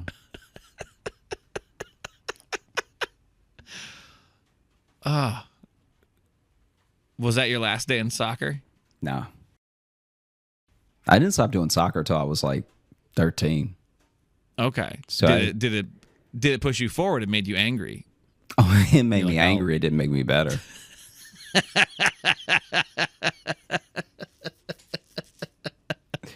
Yeah. Wow. Yeah, no, it was bad. Yeah. Well, I can say that is a unique thing. I've never been scored on by an animal, I don't think. So that's a unique experience. You got that going for you. Mm-hmm. Yeah. Okay. Well, it sounds like you're having a day. Yeah. Yeah. with money, food, and sports drama. Just like the next time you watch one of those movies, just think about the kid. Think about the other teams that feel terrible. Think about the teams that Airbud beat. Think about the spirits that he crushed. There's nothing in the rules that says a dog can't play basketball, but there's also nothing in the rules that say I can't feel bad about it. It honestly, if I'm being real with you, it was bullying.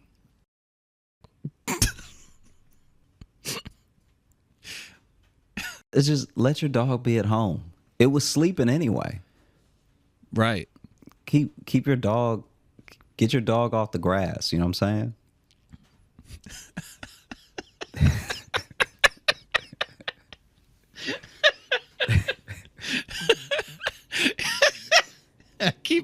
Keep dog off grass, otherwise become supreme athlete.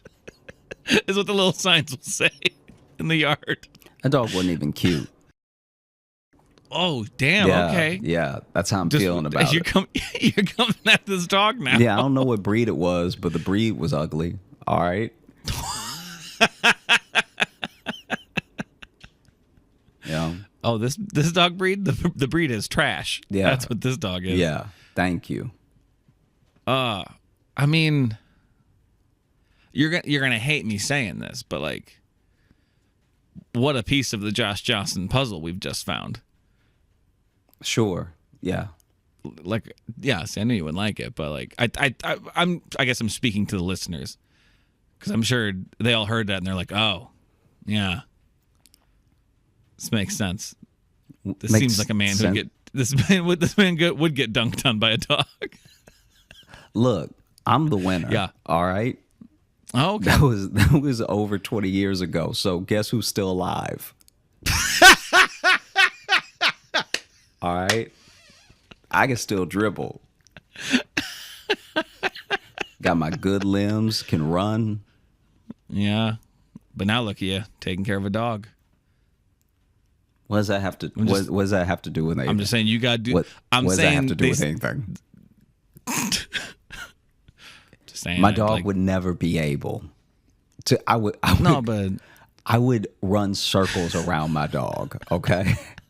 Josh has made a point to never show his dog a ball because he doesn't even want to come close to repeating this mistake. Chance would be puffed out when I got done with him. Okay.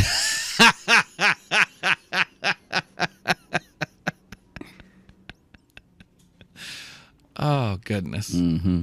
How does it make you feel to relive that memory, to have it back? I mean, it's fine. When I think about where I am in life and when I think about that dog isn't in life.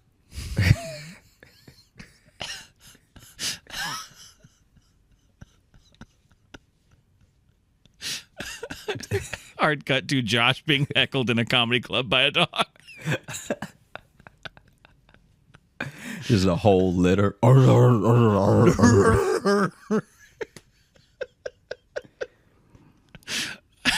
I did a show a couple years ago at like a brewery, and it was like one of those places they allow dogs to come into, and there was like so few people in the audience that there was literally almost equal to the amount of people and dogs in the place.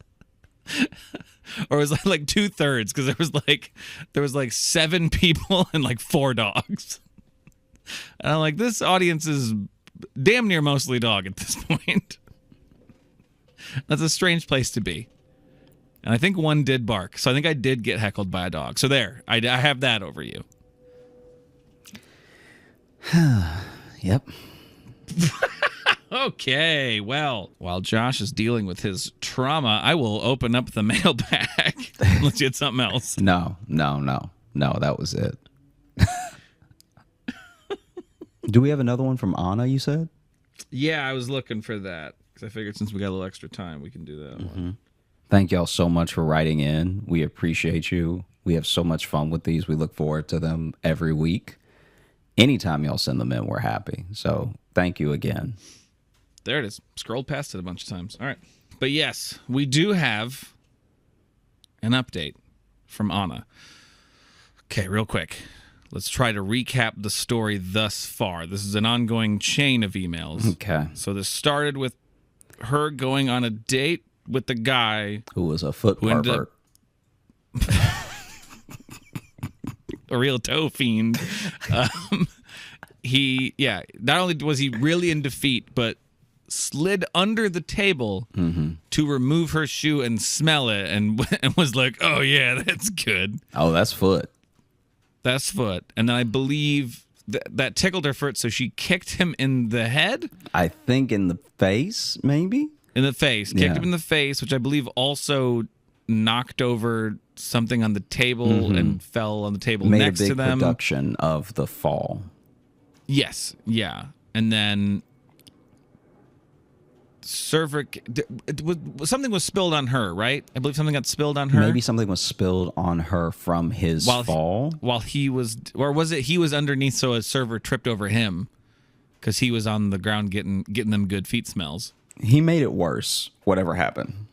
Whatever happened, he made it worse. Yeah. And then the other server like kicked him out or whatever, or helped like just end the situation, like helped her clean up whatever got spilled on her. So she went on a date with him, and she ended up on a date with him where then he revealed that he's really into like BDSM stuff. He asked, are you a gray? And she was, at first she didn't understand it. Then she realized. I believe, I don't know if, and I also don't know if we clarified. We found out later that applies to 50 Shades of Grey. Or we might have read an email that explained that. But when he said like, oh, you're a gray, that was going to 50. Already, this is so much backstory. Yeah. So if this is your first episode listening, we've caught you up as best as possible. Yeah, and the cliffhanger, because she always leaves us on cliffhangers, and very tantalizing ones. I believe the last thing was after he was talking about being into BDSM and stuff like that. Then the foot fetish guy was outside the window and said, "I found you." That's. And this is where we had our little debate of just like, are we getting played? Mm-hmm. But either way, we're having a fun time with the story, so I kind of don't care. Yeah, I want to see it through to the end, even if none of these people ever lived. Even if Anna is not real.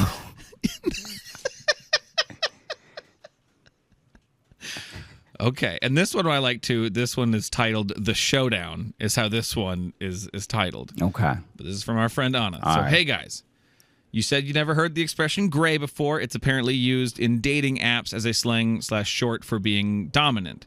The word refers to 50 Shades of Grey. Some people just use a gray picture and that's it. Oh, just a gray picture. Interesting. I want to give you some context. As you know, Sweden is a small country. The population of New York, they're out of Sweden. That's just W. As you know, Sweden. Small country. Anyway, this has nothing to do with that. Never been. Want to go? As you know, Sweden is a small country. The population of New York City pretty much amounts to the total population of Sweden. In the capital, there is about 1 million. In the actual city center, the number is about 400,000. In most cities around Sweden, all restaurants, clubs, cafes, and most fun stuff is situated in the city center.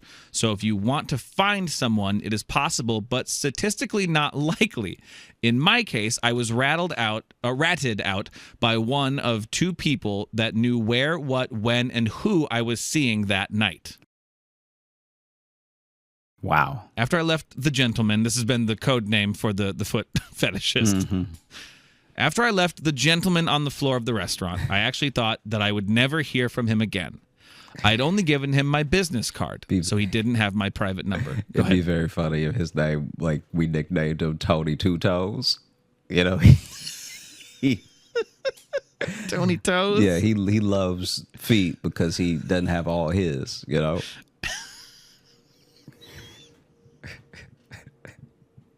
You want what you can't have.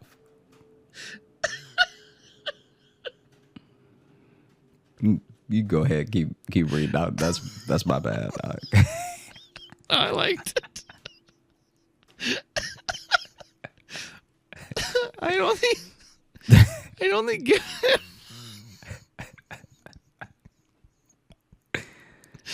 Because now I'm just thinking of a guy who has no toes, and he just really wishes he had. Yeah. Like, you think he's sucking on But toes. it's gone the other way where now he's just horny about it. Yeah, it's like you think he's sucking on toes because he's in defeat, and he's sucking on toes being like, I remember my middle toe. He's just like, I really wish I could feel this. You know, he dates somebody for a couple years, and then he's like, let me put a ring on it. And he goes down and just puts it on her toe. Oh my God. Have you ever met a girl with like 6 toes on 1 foot? Are you kidding me? I had only given him my business card, so he didn't have my private number. But no, phone calls after phone calls to the office that I refused to answer. I think that if you don't get that a woman is not into you when she kicks you in the face, you don't get it if she tells you in words. Okay, so it sounds like he's been calling the office a lot, though. Mm-hmm. Which is a great thing. Reception, how may I direct you? I'm looking for the lady with great feet. Yeah. Is there a lady with great feet there? Can you put her feet on? Yeah, tell her it's Tony. She'll know what that means. Gifts started showing up. Flowers. Oh, no. Pink rubber boots with a note that said best worn without socks. He trying to make you sweat. That's what that is. That's a real pervert right there. He thought ahead. Yeah, he wanted a drink out of that boot. That's wild. And a mobile phone with his number in it. You expect a serial killer to have more tact, you know? Not just tact. This is A like plan at all. This is like, you know what? Because you just have to start over. You have to find someone who is as in defeat as you are. Because if you were doing these moves on them, it'd be all swag. Yeah. It'd be like, and by start over, he also means move boots. somewhere and change your name, probably. He sent me a cell phone with just his number in it. Like, this is like Dorian Gray. How's it Dorian Gray? That is a different book. Oh, are you trying to say 50 Shades of Grey? The guy in 50 Shades of Grey is a different Gray than Dorian Gray. Yep. Dorian Gray was the guy who had the painting of him. No. Getting his nipples twisted, and I remember. it was a painting of him in a sex swing. Boy, okay. He sends the boots, a phone with his number in it, but not an apology for being, well, let's say disrespectful. I gave it all to the receptionist and asked her not to accept any gifts on my behalf and to send them back. She protested and said, but he is so rich and he is cute. Why don't you go on a date? Oh, this lady's going to make a great victim one day. I wasn't in the mood for telling her the story, so I replied, we did, but it turns out we are not a good match, and I think you and I have a different kind of checklist when it comes to men. It turns out that the gentleman is the youngest son of a very well-known rich family in the region and has invested in various projects around Sweden. He showed up at work events, but I'll skip that part of the story of weird interactions at those events. The gifts stopped showing up, and I was relieved that the gentleman was gone. So I thought, this is a novel, I think. This is also, it's like, okay, not only is it a novel, but it's all like just plausible enough. It's just plausible enough, but it also sounds just enough like a Hallmark movie. Because basically, oh, he's the heir to Sweden. Basically, we also have to keep in mind how long this thing is going on, but on the B side, how long it took for her to go on the date with the server. Because remember, this is all going to come to a head. Yes, with the I found which I believe it starts here and the next part here. So yeah, there's a whole side plot with the gentleman that like we're kind of just being privy to right now, and she's also not telling all of us again. Also very good with cliffhangers, which is what makes me think that Anna might be a writer. Just being suspicious. Being seated at the restaurant with the server and dumbfounded by his words, annoyed by the woman purposely spilling wine on me and hitting on the server. Oh yeah, that was part of it. We forgot. Yeah. On the date with the server, there's a different server like spilled on her on purpose. My mood was not getting better after seeing the gentleman strut into the restaurant towards us. How the hell did he find me? What are you doing here with him? The gentleman says, indignant, and points at the server. He doesn't wait for an answer, turns to the server and says angrily, "Those feet are mine." Remember that the gentleman is not low-key. Oh, no shit. The restaurant quiets down and someone whispers, "Did he just say feet? He's so fucked," followed by some giggles and chuckles.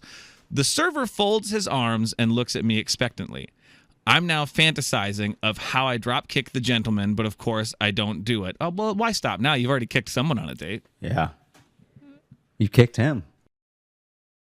That's right. You've already kicked this man. I see the gentleman's mouth moving, but I'm not listening. How did you find me? No answer. I was not holding back at all. I'll refrain from using the same words here. Through my teeth, told him that I'm not an object and can't be bought. I won't allow him to treat me disrespectfully any way he wants, whenever he wants, and especially sniffing my shoes in restaurants. I'm not laughing at the sentiment, but closing a sentence like that is funny. People around us laughed, and someone made a puking sound, and someone booed. The girl in the group of university students cheered me on, "You go, girl," and fiddled with her phone. I glanced at the server and noticed that his eyes were glazed. I finished it off with, "I'm not interested in you whatsoever and never will be, so leave me the fuck alone and get lost. But, you kept the gifts, so I thought, we had a thing." It turns out that the receptionist had kept the gifts for herself and had led the gentleman on to believe that I kept them, and to redeem herself to the gentleman, she had told him about my whereabouts. She can see my calendar at work, and so she checked it. At this point, the woman comes back and yanks the server's sleeve.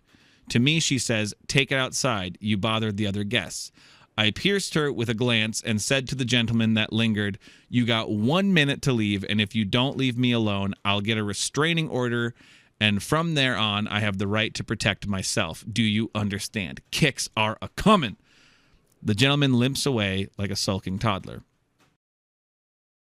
I turned to the server and followed the feeling that I had during the date. "So, when are you going to tell me what's really going on here?" His smile stiffens a bit and he says, "I guess we gave us away, huh?" The server pulls the woman towards his side with the arm around her waist. He winks at me and continues, "We have checked you out and we agreed that we want you to be our dominatrix." People gasped and started mumbling. I noticed that some of the uni students were filming and giggling. "We, as in dating?" I asked, wanted no misunderstanding. "We, as in common law wife. Yeah." The disappointment of being kind of played by the server and this woman, the lingering anger from the showdown with the gentleman made it hard to collect myself. Knowing that the server and the woman are turned on by my domination and telling off of the gentleman, I decided not to reward them by lashing out.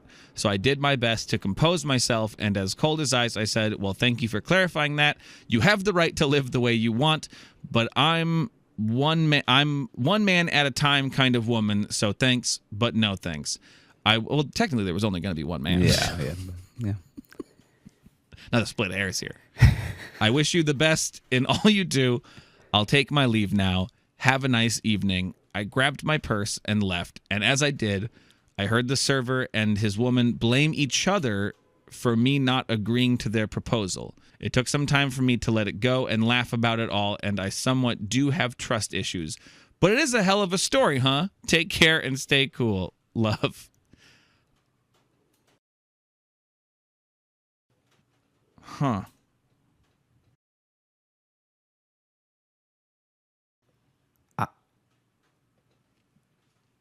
Yeah.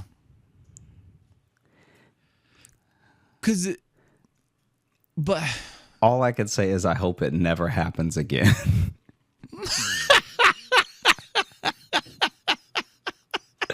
Wow. Huh. Mm. I might have to make just like a mini episode. It probably wouldn't even be a mini episode; it'd be a whole thing. But of just those 3 emails together, Yeah. just for the full story. Honestly, what we should do is cast it.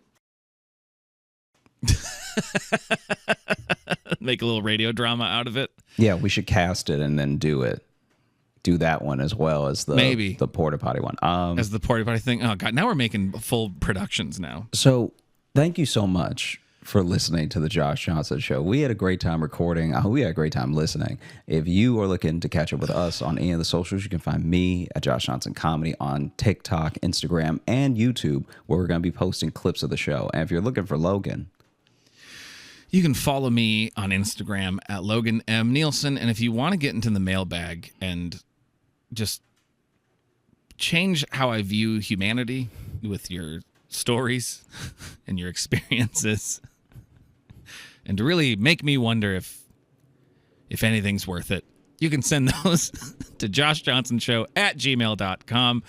You can also leave us a 5-star review on Apple Podcasts because we read those in the mailbag as well. And if you're looking for bonus nonsense from us, such as bonus podcasts and videos and replays of our virtual live shows, you can get those patreon.com/Josh Johnson Show. We have a bunch of different tiers. And speaking of virtual live shows, we have one coming up. I believe it is November 27th. I believe that is the date. That last Sunday, it is November 27th, 6 p.m. Eastern Time. We'll be doing another virtual show. So tickets will be in the episode bio underneath and in our social media bios and all that jazz. You should come join us. We always have a great time. I showed a bunch of haunted dolls in the last one, so who knows what could happen. It's a big crazy time. a lot can happen.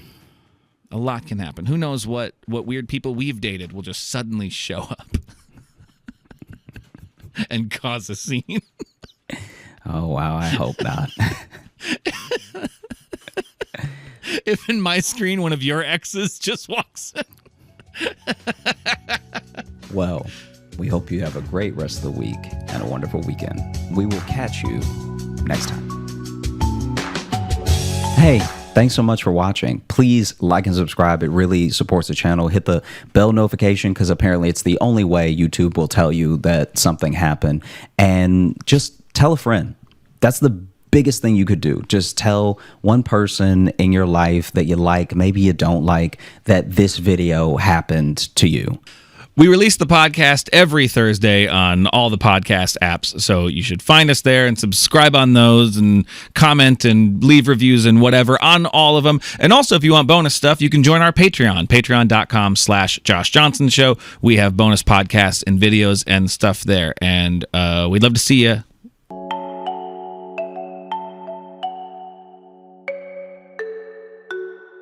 Hey everyone, it's Josh Johnson, and we want to know, what do you want to hear us argue about next on the show? Okay, it's very easy to let us know. You can drop a comment on any of the Daily Show's clips of Hold Up, whether it's Instagram, Facebook, TikTok, YouTube, or Twitter. You can also hit us up with the hashtag Hold Up. And honestly, if we have an opinion about it, we'll do an episode about it. We both love to talk, we love to argue, and we love you. So without anything else, let's get into the show. Welcome to Hold Up. I'm your co-host, Josh Johnson, a writer for The Daily Show, and I'm joined by me, Dulce Sloan. And I did not want to. I'll say this. Sometimes, as someone who. Hold on. This is already wild. I'll say this. Sometimes as someone who is in the public eye, right? And who is a performer. Yeah. People will make requests of you when it comes to how you express yourself. If you are a fan of a comedian or performer, mainly comedian, and you want to DM them, message them, come up to them after a show, and give them a joke, give them notes, tell them about what you think they should change, shut the fuck up. put something in your mouth, I don't care what it is, and go away. You are the worst person because you are not a fan. I don't need your notes. I don't need you. None of us need your notes. None of us are going to tell your bar joke to anybody. And don't get offended when you ask us, can I tell you a joke? And we say no. We write our own material. We don't need you. Also, if you were dating a comedian, you are not that interesting. The number of dudes that I've talked to is like, don't put this in your act. Don't worry, I won't. You're either annoyed that I did put it in, or you're annoyed that I might put something in, or annoyed that I won't put something in. And my favorite is, because we've told men they're funny, because that's what the ugly men have to go off of, or even men want to be interesting, right? So we've told men that they're funny. That's why we have this thing about women not being funny. The number of men I've had say to me, I bet I'm funnier than most of your friends. Sir, my friends have comedy specials. My friends have comedy specials, albums, tours. I feel like this it would be funny to do this this episode as Dulce versus the DMs. Well, I can say I'm very annoyed by the amount of respect that I get in my DMs.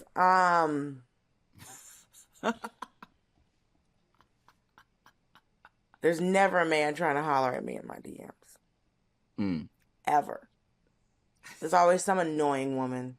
One good thing that has been happening is I've been getting lots of pitches in my DM for potential episodes, and I think you're gonna like a couple of them. No one's sending me anything for potential. I would love that. Oh, really? No one's sending me. I got a bunch of good ones, and so we're gonna have to start doing shout outs on the specific person that's like, hey, we thank you so much to the person, because I feel like some of them were so specific that I was like, yeah, this is great. Oh man, I cannot wait to hear about.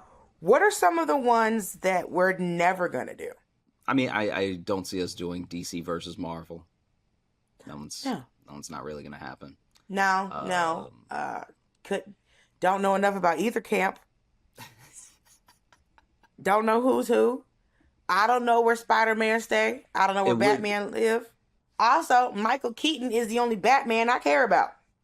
That's a hot take. Bro. That's wow. Before we get into like a Batman debate, let's tell the people what this episode is about. Today is one that's actually very close to our hearts. Very close to my heart and my titties.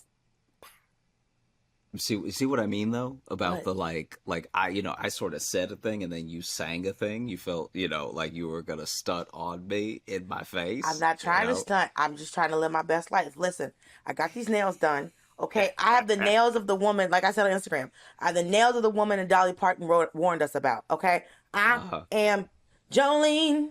You get it? Yeah. No. Look, I Jolene. understand.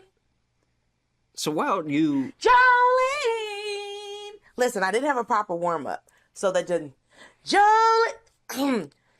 Listen, I'm gonna have to come back on the next episode after I've had a proper warm up. Because I just embarrassed myself, No. You're doing great. And tell the people what this episode is about, and then tell them where you stand. This episode is about a conversation that I have on a regular basis, and a war that I have been waging since I was a wee girl. And the topic of today's episode is, as if you didn't read it on the caption, but for those of you who did not, it is summer versus winter. Verano versus invierno. Do I know how to say versus in Spanish? No, it's probably versus. I don't know. No one's ever asked me. What I'm saying is summertime versus wintertime. And since we know that Josh has a tendency to be wrong. Whoa. What side are you for, Josh? What side am I for? I'm for winter. Wrong! Wrong. What do you mean wrong? Wrong, What do you mean wrong? You are wrong. You are There's absolutely, categorically, fucking wrecked. And I will tell you all of the ways right after this.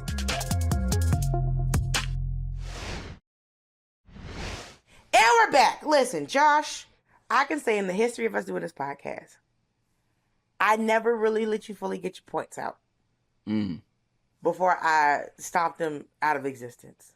What? You know? So I want to give you a chance on this good Christian morning. Mm-hmm. Josh, I'm going to let you go ahead and tell us why you live this life. Okay. So I think that this time that we're in right now in the month is a perfect time to talk about this, because right now we're in fall. We're in an equal split between the two. Okay. You know, we still have memories of summer, and we still have a winter to look forward to. And for me, I think that winter is just the coziest, right? You're inside, you're snuggled up, you're eating some good hearty food that's warm. You can't have that during the summer, all right? If someone made you like a nice, thick, full stew, you don't want that in the summer. You can't eat it. It's too hot outside. You don't want it hot in your mouth, okay? You can't be snuggled up under quilts, all sorts of covers and comforters. You can't be under blankets in the summer, all right? Snuggled up with a good book, yeah, maybe outside while you're roasting. But in the winter, you're inside, maybe next to a fireplace, right? All cozied up with a honey bun, you know, literal or figurative. And, depending on where you live. What kind of honey buns you cuddling up with, Josh? Josh out here referencing cuffing season. You, Josh Johnson, celebrate cuffing season? Wow. I'm not saying celebrate cuffing season. I'm just saying if you're with somebody, it's nice to be with somebody when it's cold outside. You can snuggle up, warm each other, you know. I will say the other thing that's really great is like any inside activity for a homebody is only elevated in the winter, because now there's no guilt about not going out. And outside your window, depending on where you live, you get to see the beautiful, tranquil snowfall. All right. There's something about snow on the horizon that's just peaceful and beautiful. Okay. Winter comes with a lot of the good foods. It comes with a ton of the indoor activities. If you're an introvert, winter reigns supreme. Get to wear mittens. Tell me you don't love mittens. No, nigga, I'm not 6 years old. Mittens are superior. All right. I'm tired of this thing where, you know, as a black man, I gotta be so tough. I gotta act like I love mittens. All right. I wish I had them on right now. Listen, no one's asking you to be tough. Don't worry. Wow. What? Oh, you know what a what is. Oh, wow. The nerve. The nerve. What? You know what a what is. I'm just saying, no one's asking Josh Ezekiel Johnson to throw hands. No one's asking you to do that. No one's... I'm not even saying throw hands. I'm saying be tough. I'm saying that sometimes in life, especially as a man, you're expected to be a certain level of tough where you don't even like stuff. Okay, I hear that. There are certain... I do feel... Mittens? A Where do you nice even buy knitted mitten. First of all, you don't buy many of them, okay? A lot of them are gifted to you by grandmothers, women in your life that are of a certain age that love to knit. You know what I'm saying? I hear you. Listen, I disagree with everything you just said. But...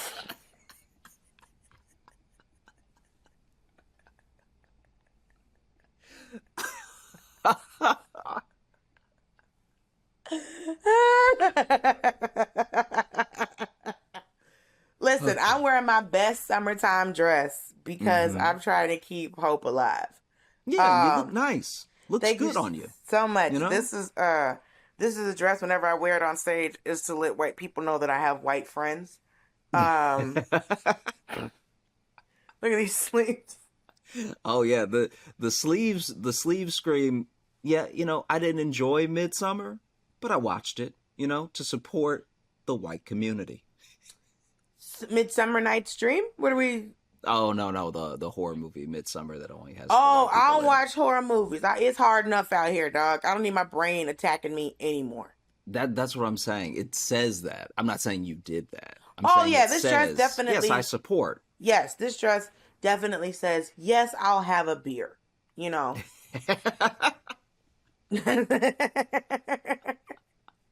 That's what this dress says. I'll drink an IPA. Disgusting, right? Yeah, I called them IPAs for the longest. No one corrected you? No one corrected me for like a while. Yo, that's not even. Yeah. I worked at Trader Joe's. And You worked at Trader Joe's? That's where they're from. Yeah, I worked at Trader Joe's for years. Oh, I know you worked at Trader Joe's for years. What I'm saying is that the fact that you worked at a Trader Joe's where IPAs live. Yeah. And no one took the time to pull a young man aside and was like, stop saying IPA. Hey, bro, how did you find out? I eventually said it out loud in front of somebody. Yeah, I was just like living in ignorance, but it never came up because I don't In your drink. defense, they put an S on the end, but the S is little. Also, I don't know what the letters mean. Indian Pale Ale.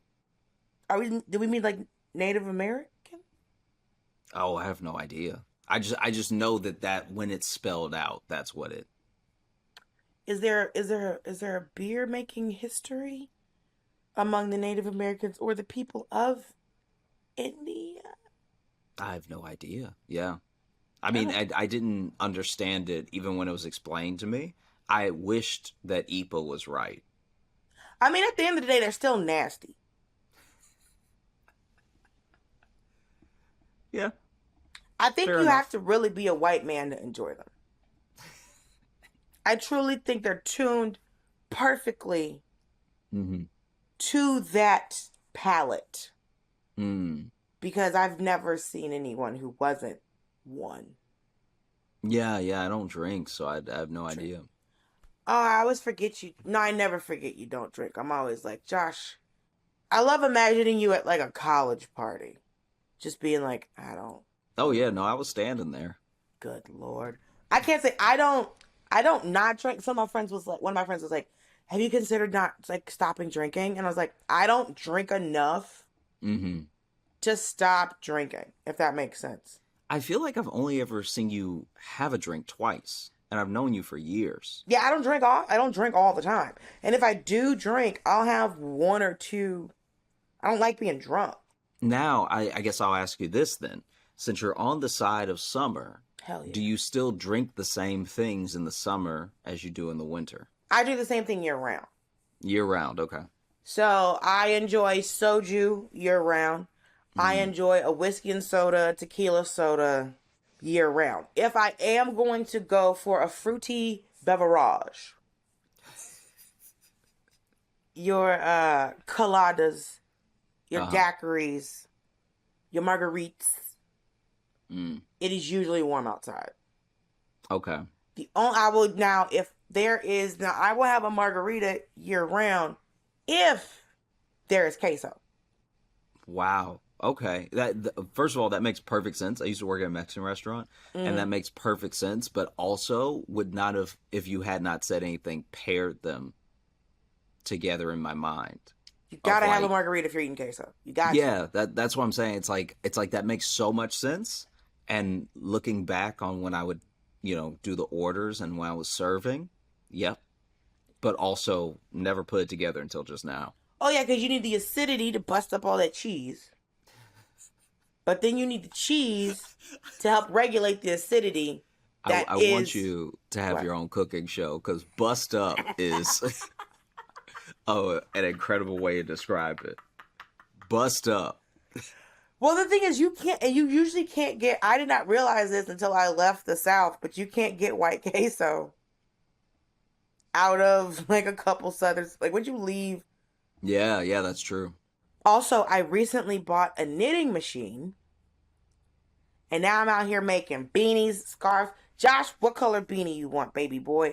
I got a red color coming up. Listen, I've seen you in a beanie now. Look. I will take a red beanie, but if you could make me some red mittens, hey, out here, all right? So you're saying if I can get you red mittens to go with this red beanie, you would wear them? I would not just wear them, I would sport them. There'd be Instagram posts. There'd be a lot going on. Mittens and a matching beanie? I don't think I've had that in life. Now, when you want your beanie, do you want the little like faux fur little poof on the top? What's the poof do? I guess I never understood it. It's just for decoration. I bought 60 of them, so if you want one. A kid once told me that it breaks up the wind. And I was like, I don't see how that's possible. I don't think. But maybe. Windbreakers don't even break up the wind. Windbreakers just hold wind. Yeah. Windbreakers should be called wind catchers. But I get what you're saying then. So it's like a lot of what you prefer happens during the summertime. Right. Also, it's like I don't like being hot indoors. Mm-hmm. And I don't like being cold outside. Right? Okay. Also, I enjoy sitting outside. Mm-hmm. You know, I've got a nice terrace, got a balcony. So it's like I enjoy sitting outside. I have patio furniture, right? Mm-hmm. And it is much easier to sit outside. You know, you're talking about reading your books. People who are like introverts and such. I mean, I think introverts do the same thing year round because they just do what they do. But if you're going to sit up and enjoy a nice, like a couple weeks ago, I was sitting on my terrace. Cause I'm on the top floor, so like I can see like, you know, the sky is so big. Mm-hmm. I sit out there on my patio furniture reading a book. Mm-hmm. And if it's 30 degrees outside, you're not finna enjoy sitting outside reading shit. Because you're dabbing an eye, you're dabbing a nose. You can't feel your fingers to turn them pages, right? Yeah. Also, I'm a beach person. All right, that makes sense. So, should we do an episode about beaches versus mountains? Like vacations? Yeah. I'm down for that because I have so many thoughts and feelings about that situation. Because we have to admit, like a beach is like a summertime vacay. The mountains, Los Montañas, it's really a wintertime gig, right? Yeah, it is. Like going to the mountains in the summer, it's like, girl, for what? For who? For why? Who asked for this? For absolutely. For absolutely. Yo, I mean, we don't have to do the thing now. It's fine. But yeah, I'll tell you why you wrong later. Okay. Sure. All right. Yeah. So like, I'm team summer because you're out and about, you're seeing people. It's just the ability to. It doesn't even have to be like a big trip. Like you could go on a day trip. So you could just be in a park.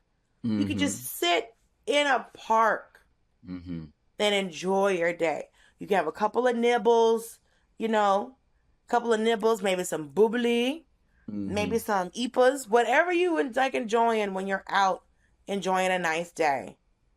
You can just do that. It's easier to do things in the just getting groceries is easier in the summertime. Doing laundry is easier. Just running an errand is easier in the summertime. Because you're not out here looking like the kid from A Christmas Story. I understand where you're coming from. Because a lot of the things that you're saying make sense for you. As long as I've known you, all these things have been true. So I get why you lean towards summer. But there are just certain things that, hey, you're not having hot chocolate when it's hot out. All right? Okay, that's a beverage. I'm talking about sitting in the park. No. I still say there are plenty of activities that you can go do in the winter. There's a whole Winter Olympics for people that love the winter. All right? Okay, but what about if you live somewhere that gets cold, but doesn't always snow? Like Atlanta, for instance. People do not know because somebody gave Atlanta some white people in a fucking building gave Atlanta this nickname of Hot Atlanta. And people think that it's hot year round, which is not true. Atlanta will get down in the teens. I thought it was called Hotlanta because of the people. No, that was Wow. marketing bullshit. Wow. Okay. Because when it came out, we all went, the fuck? We didn't vote for this. And they put it on everything. Yeah, yeah. And now every corny ass person I've ever met is like, so you're from Hotlanta? No, bitch, I'm not. I'm not from a marketing campaign. None of us all of us saw it and were like, this is gonna be a fucking problem.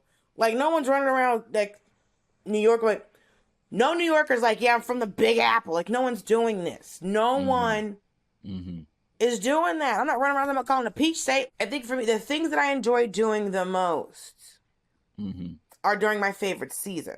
So, because I enjoy an aquatic activity, right? You can't be in nobody's swimming pool when it's 40 degrees outside. One, your pool is probably frozen. Somewhat. It's cold as shit. Yeah. Cold enough to kill you. This is when it's important to have friends with indoor pools. Yeah, sure. That's why we could like to do a lot of hotels like up north. A lot of them have indoor pools. Yeah. Or heated pools. So it's like, I can't say this summer. Summer of 2022. I kept seeing it on Instagram. It was like, yo, this summer left like it had somewhere to be. It did. I thought it was just me. I looked up and was like, bitch, is this September? Yeah, yeah. It went by very quickly. quick. And I thought it was just your girl. But everyone else looked up and went like, Oh. fuck am I wearing a jacket? She flew the fucking coop. I don't know, she had bills to pay. And she was upset before she left because those were some heat waves. I couldn't even sit outside. It was hot. Because I was like, I love sitting outdoors. But also, I know that New York is hot wrong. What do you mean? I was talking to Mateo Lane about this and he completely understood. Okay, listen. So, first of all, it's building hot. It's not nature hot, right? Okay. So, like, I remember a couple years ago, I was supposed to do this thing called Aussie Fest. And they canceled it because of the heat. And I called my mother, who grew up in Miami, and has lived most of her adult life in the great state of Georgia, as you can see on my Nicholas. And so I was like, Mommy, they canceled this comedy show because of a heat wave. She said, girl, how hot was it? 105? 100, 105? How hot was it? I said, Mommy, it was going to be 94 degrees. And we laughed for 10 minutes. Yeah. Yeah. Because in the South, we would have whole outdoor festivals, whole fucking barbecues. It'd be 94 degrees outside. Why? Because it's nature hot and we got enough watermelon out here to keep everybody alive. Okay? Sit that baby in the shade. Come get some of these ribs. We finna have a good day. Okay? Yeah. We got enough cold drinks out here. Enough Coke. And that is any carbonated beverage. We got enough water. We got enough Coke. We got sweet tea out here to keep everybody the fuck alive. I remember. Right. You grew up in Louisiana. And up here, first of all, the number of places that do not have air conditioning, because they love to call the South ignorant, but we have figured out HVAC. They want to call us all kind of backwards and barefoot and stupid or whatever, these Yankee bastards. But we have figured out how to cool a home. Okay? The fact that my other apartment, I had to have a window unit as a grown adult, and I couldn't control my heat came on, which was also truly fucking disrespectful. I pay you American dollars with a comma in the bitch. Yeah. I got a whole apartment, and my heat just come on when you say so. So now I'm just in here wearing the least amount, trying to figure out how to take my fucking skin off. Because it's hotter than a bitch in here because Dino done turned the fucking heat on and ain't asked nobody.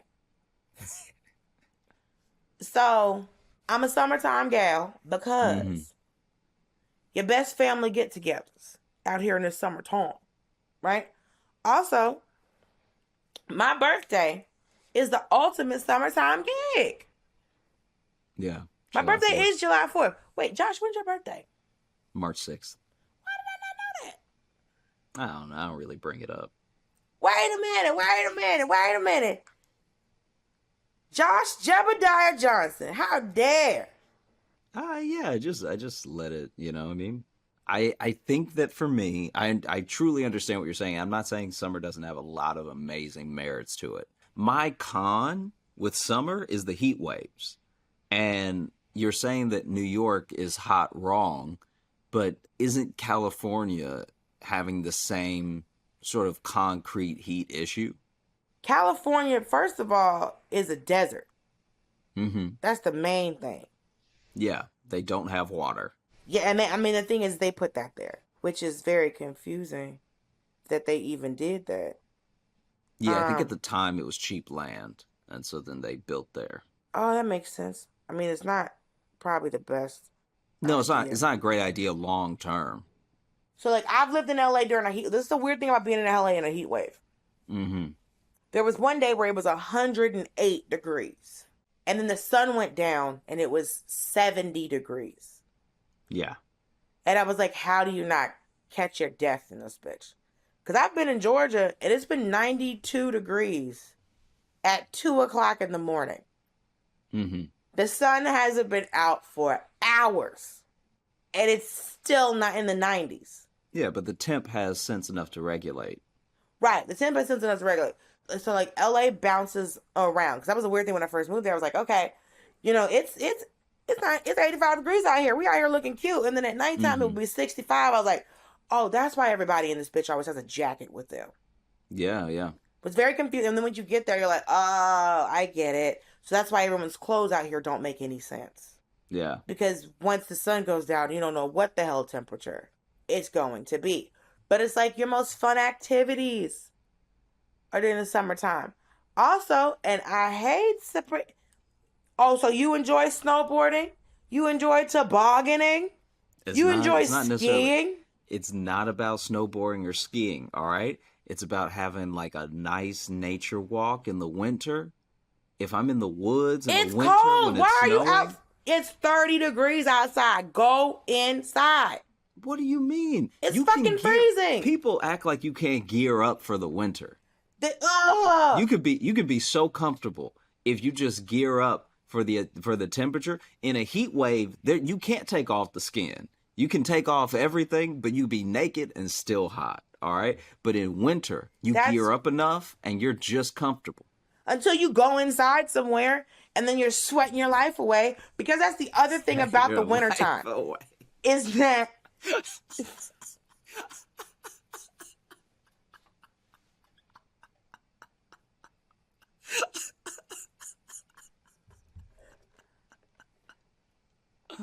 Oh, okay. All right. The other thing about the wintertime is it's so hot indoors.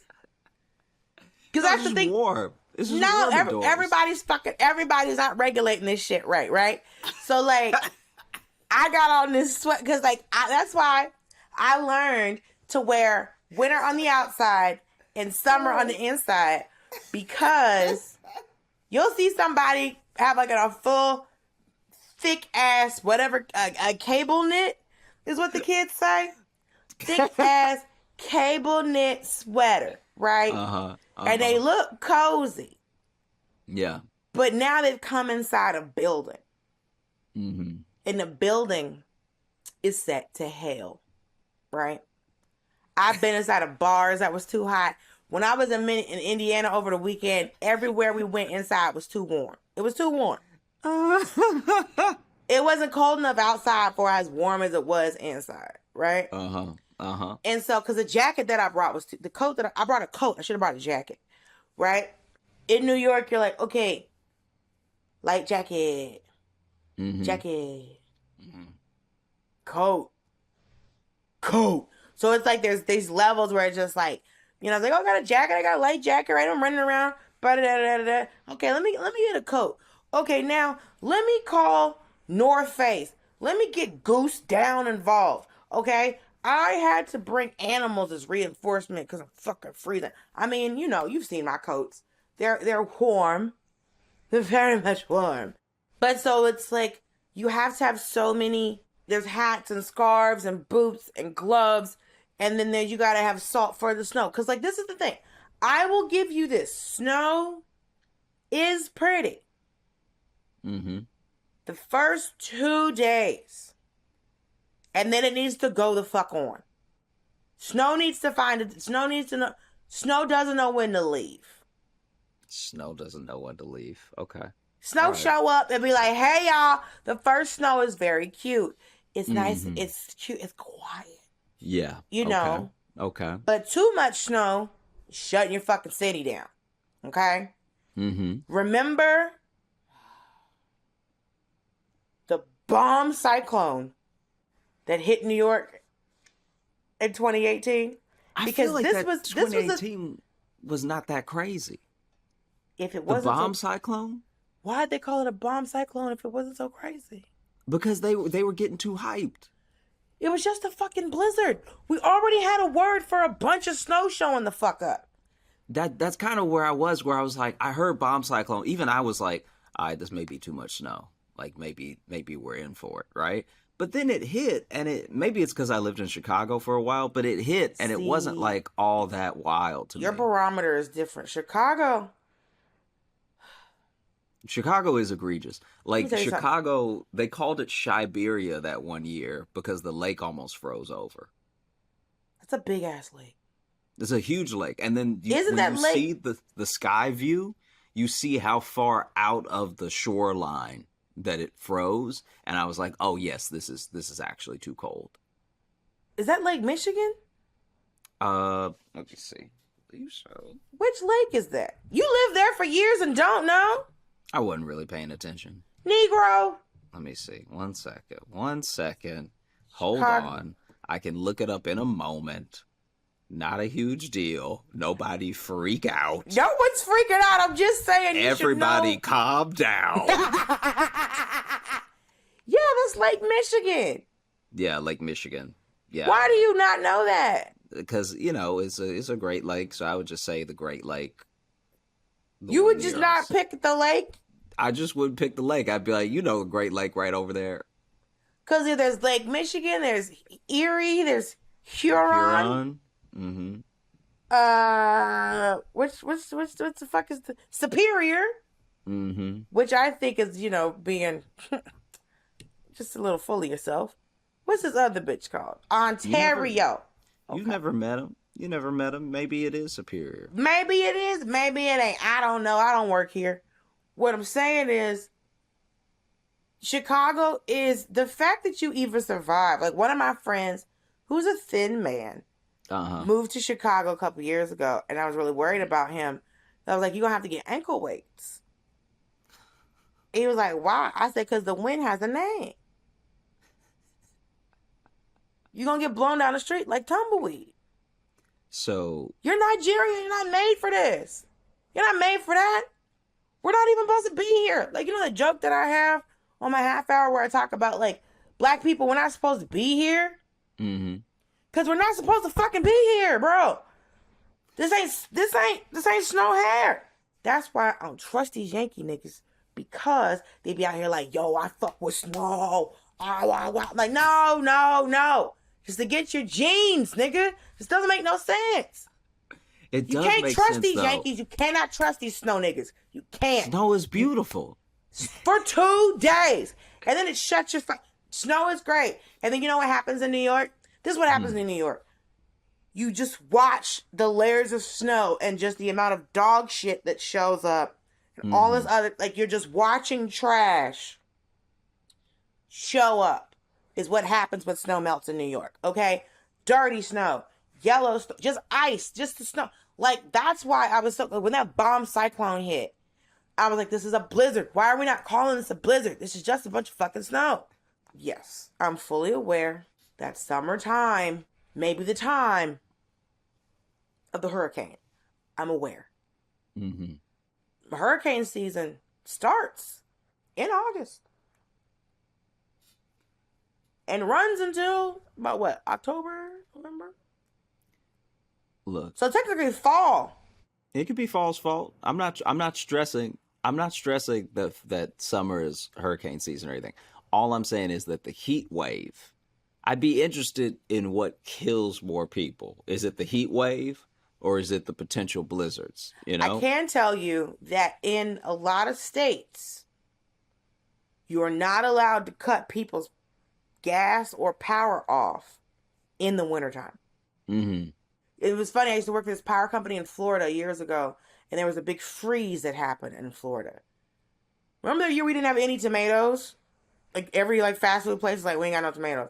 There was a big freeze in Florida. The price of oranges shot up, and the price of tomatoes were fucking gone. The price of oranges shot the fuck up because it was a huge freeze in Florida.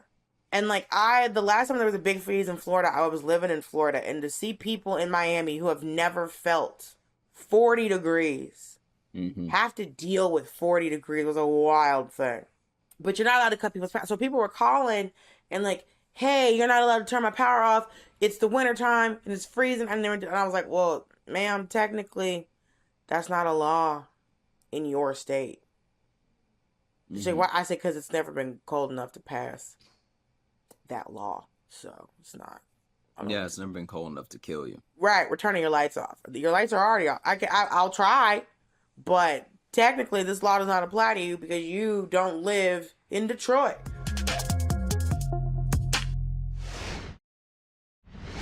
Concrete hot is a different kind of hot. Also, there's no trees to absorb. City hot is different. There's no trees to absorb any heat. There's no real wind coming through nature to alleviate any of it. All the wind that you get in New York in the fall and the wintertime is wind that you needed in the summer. Okay. To give some relief. That's how you know. It's just we're not supposed to be here. Honestly. We threw all these buildings up. We made everything fucking hot. I remember as a kid watching David Letterman. And they would always say the joke oh, it's hot enough to cook an egg on the sidewalk. And then David Letterman was like, let's see. It was the 90s. And he went out and he literally put an egg on a sidewalk and it was sunny side up. And I was like, this is all. This is clearly a bad place then. Clearly bad. You're literally making breakfast on concrete. This shit is not great. You should throw some home fries next to that bitch. So it's summertime here is different than summertime other places because it's it's just not right. All of your just being. I mean, the humidity for me in Louisiana during the summer was what killed me. It was that's because you always have pants and long sleeve shirts on. You would probably just wet. No. Even when I was just when I was young and I wore shorts. Even then.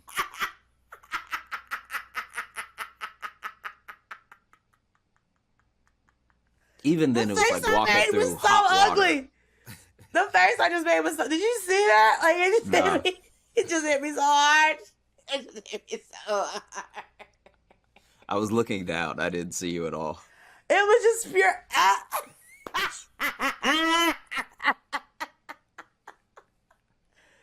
This man said, "When I wore shorts."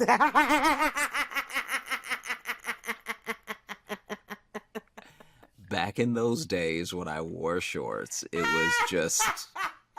was still like walking through hot water. The humidity in Louisiana is a different beast. It's a different situation. That's a different campaign. Because the humidity in Miami, I'm fully aware, will just really. I don't care how many Dominicans you go to. That blowout, if you don't get it in that state. I took an Atlanta blowout to Miami and it did not make it. My hair swole up like one of those fucking magic washcloths.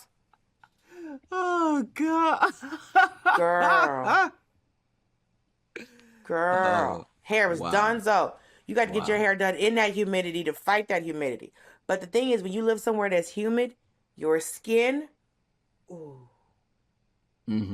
beach. Because that's what fucked me up when I moved to LA. It was so dry and I grew up in places with humidity. I had scabs on my face. Yeah. I will say here during the winter, it does get extra dry. All of the things you apply to your face. But it was also really dry in LA because I remember talking to one of my friends and she just looked at me. She was like, bitches, I was like, everything's dry. All of it. The last thing I'll say about winter, and in its defense, is that I think that there are some things that can be debunked as summer things, all right? All you really need all you really need for some good barbecue I is knew to you were know- going to mention a barbecue. I is to knew you know- was going to mention a barbecue. is to know how to barbecue and to have the ingredients. You don't actually need sun to barbecue. All right? Do you want to sit out? So you're saying, okay. I think the act of barbecuing and having a barbecue are two different things. Okay. You can cook meat on a grill Yeah. year round.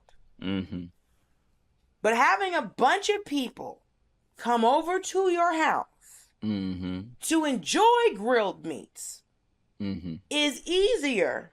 I've been to barbecues in the wintertime and they don't hit the same. Now, barbecue in the fall, early fall, where like when it comes nighttime and there's just like that slight crisp in the air, somebody will start a fire or something like that. That I can fucks with, right? Okay. Because a barbecue is something that goes all day.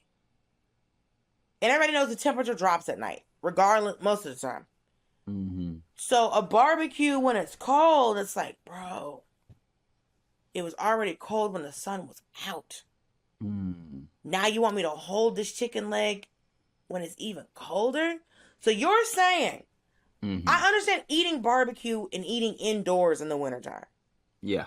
But standing outside, eating potato salad, I'm not doing it. It's too cold.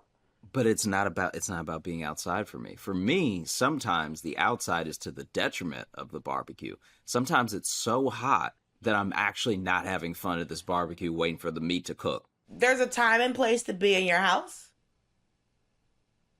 And there's a time and place to be in these streets.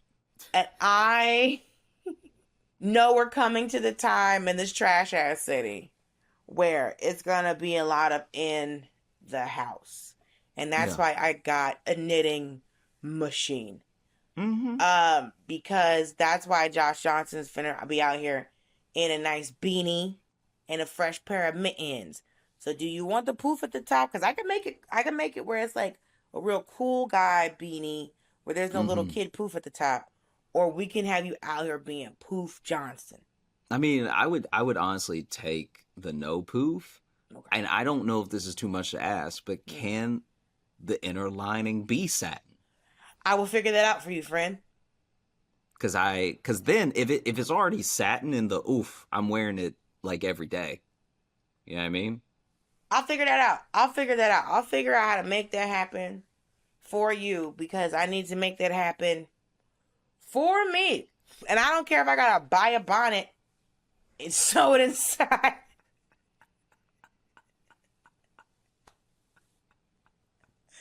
Because that might be the easiest way to do it. To just get the biggest size satin bonnets. And sew them inside these hats.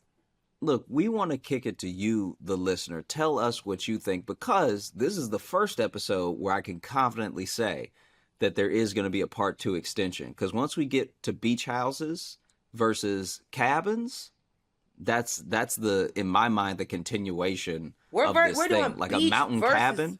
Beach versus mountains. All the things you can do at their beach versus the things you do. Listen, I've been to... You already described it with hating your heart. I understand your bias. All right. Of course, this is a versus. No, it's fine. It's fine. I said my thing like you were crazy. I said my thing like, beach houses or the beach and then you had the inflection. I heard it. You had the inflection in there of like whatever you do. You know I'm all about expression, okay? You know I am all about telling it like it is. But yeah, so we'll kick it over to the listener because if you have been keeping score, Josh is wrong a lot. First of all, check yourself. All right, check yourself. Yeah, who gonna check me? Check blue? myself. You check. You should blue check yourself.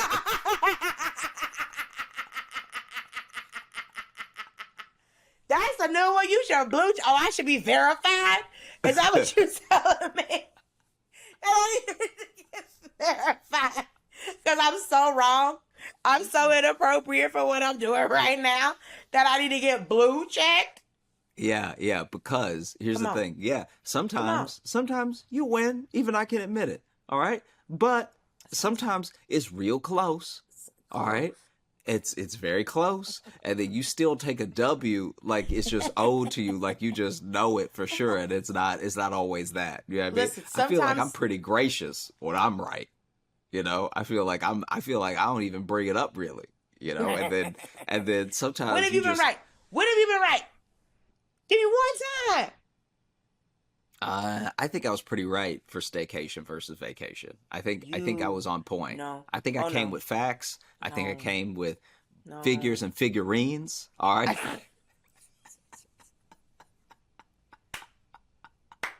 You know what I'm so happy about is now you're just starting to sound like me. And Yeah. it's just And ridiculous. And the last thing I'll say about this, because we're gonna do this extra episode extended, so if you don't even have an opinion yet and you really want to be swayed, you can let me know that. You can let me know, hey, Josh, you did your best, but you're really gonna have to bring it in the next one because I'm leaning towards summer. I understand, all right. But the last thing I'll say about summer versus winter is summer is about a lot of payoff. You know, you're out in the world, you're getting to see your friends, go on vacation, stuff like that. The winter time is about the grind. All right. It's about staying home. No. It's about staying home. It's about no days off. It's about doing what the other people don't see because you're inside grinding. Okay. I was in LA. I was talking to some friends while I was in LA, and I was telling them about the grind, you know, and I was telling them about the no days off. And it's like, look, you need to work until you can't work anymore. And if you have a heart attack, that means your heart was a quitter and it couldn't grind hard enough. All right. So stay warm, stay grinding, and stay wintry. Okay. And if you want to be a summertime bug, I get that too. All right, I get you wanting to flap your wings and fly and go all the places and stuff. But if you really care about the grind, that's a wintertime thing. The winter isn't always fun. Sometimes it's hard, and you need hard to grind you into the diamond that you are when it's cold outside. You want to be a frozen diamond, or you want to be a like warm little bikini top. You know what I'm saying? Like what do you really want in your life? Okay? I hate you, Josh. This has been Hold Up. Which we've never fully explained the entire title of the show, because it's Hold Up, sure. But really it's Hold Up, Are You Grinding? Okay? Hold up, are you trying to take your life to the next level? Josh Johnson, ladies and gentlemen, they. I'm doing Josh- my best out here to Josh bring Johnson you is a menace. the great points and the way in which you can elevate your life, okay? All you need to do to get the rest of the blueprint is buy my book. It's on Amazon right now, self-published, because I'll really work with publishers because I'm on a grind, okay? Did they tell me no? Sure. But they also missed out on opportunity to grind with me all the way up. So give us your summertime, wintertime thoughts, all right? Put your grinds on social where we can see them. Comment on any hold-up content that you see on the Daily Show pages. They're going to be on YouTube, Facebook, Twitter. We're grinding all day. It's on every platform, okay? If we're not on that platform, that means that platform really isn't popping like that. And if you can find it in your heart to send Josh a message to let him know that he's a fucking miscreant. At least But I'm not a also- miscreant, okay? Listen, buy Josh Johnson's book, Grind Till You Die. I wrote the foreword for it because he wouldn't stop calling me. And it's illegal in 15 states. So just because he Because those does 15 believe, states aren't motivated, okay? and he also believes in child labor. So, which I don't wholly disagree with. Look, let the kids grind. Hey, man, okay? not every kid's going to college, bro. Let the kids work. Not every kid's going to college. Do they need to be in a factory at the age of 9? No. But hey, man, put some step ladders near these coffee making machines at a Starbucks and get these kids on. I'm so not 100% serious. I'm just saying. I've been working since I was 9 years old, and look at me. Mm-hmm. Look at me. Look at this grind I'm doing. Okay. Yeah. My mama hasn't worked since 2018 because I've been working. Let me tell you. Yeah. See, get since it. the all right. Clinton administration. Okay, baby. Because I've been grinding. All right. I've been grinding since I was 4 years old. And what do I have to show for it? Only 2 loans. Okay. Ladies and gentlemen, thank you so much for listening to Hold Up. Josh Johnson doesn't really have a book. Please don't go looking for it on Amazon. You will end up buying someone else's book. And I'm someone sure else's that title exists. Yes. Grind Till You Die. I promise you can find it. So listen to Hold Up. Go see me and Josh Johnson in the places that we're going to be. Follow us on social medias. I guess we have to tell you it's Dulce Sloan at Dulce Sloan on all of the social platforms, including Tumblr, if that's even still around. Do you have a GeoCities website? If you do, keep it. It's probably going to be the last part of the internet when all this falls apart. Yeah. Josh Jedediah Johnson. Yeah, you can find me at Josh Johnson Comedy on Instagram, TikTok, and YouTube, and at Josh Johnson on Twitter. We love you. The Lord loves you. And call your mama.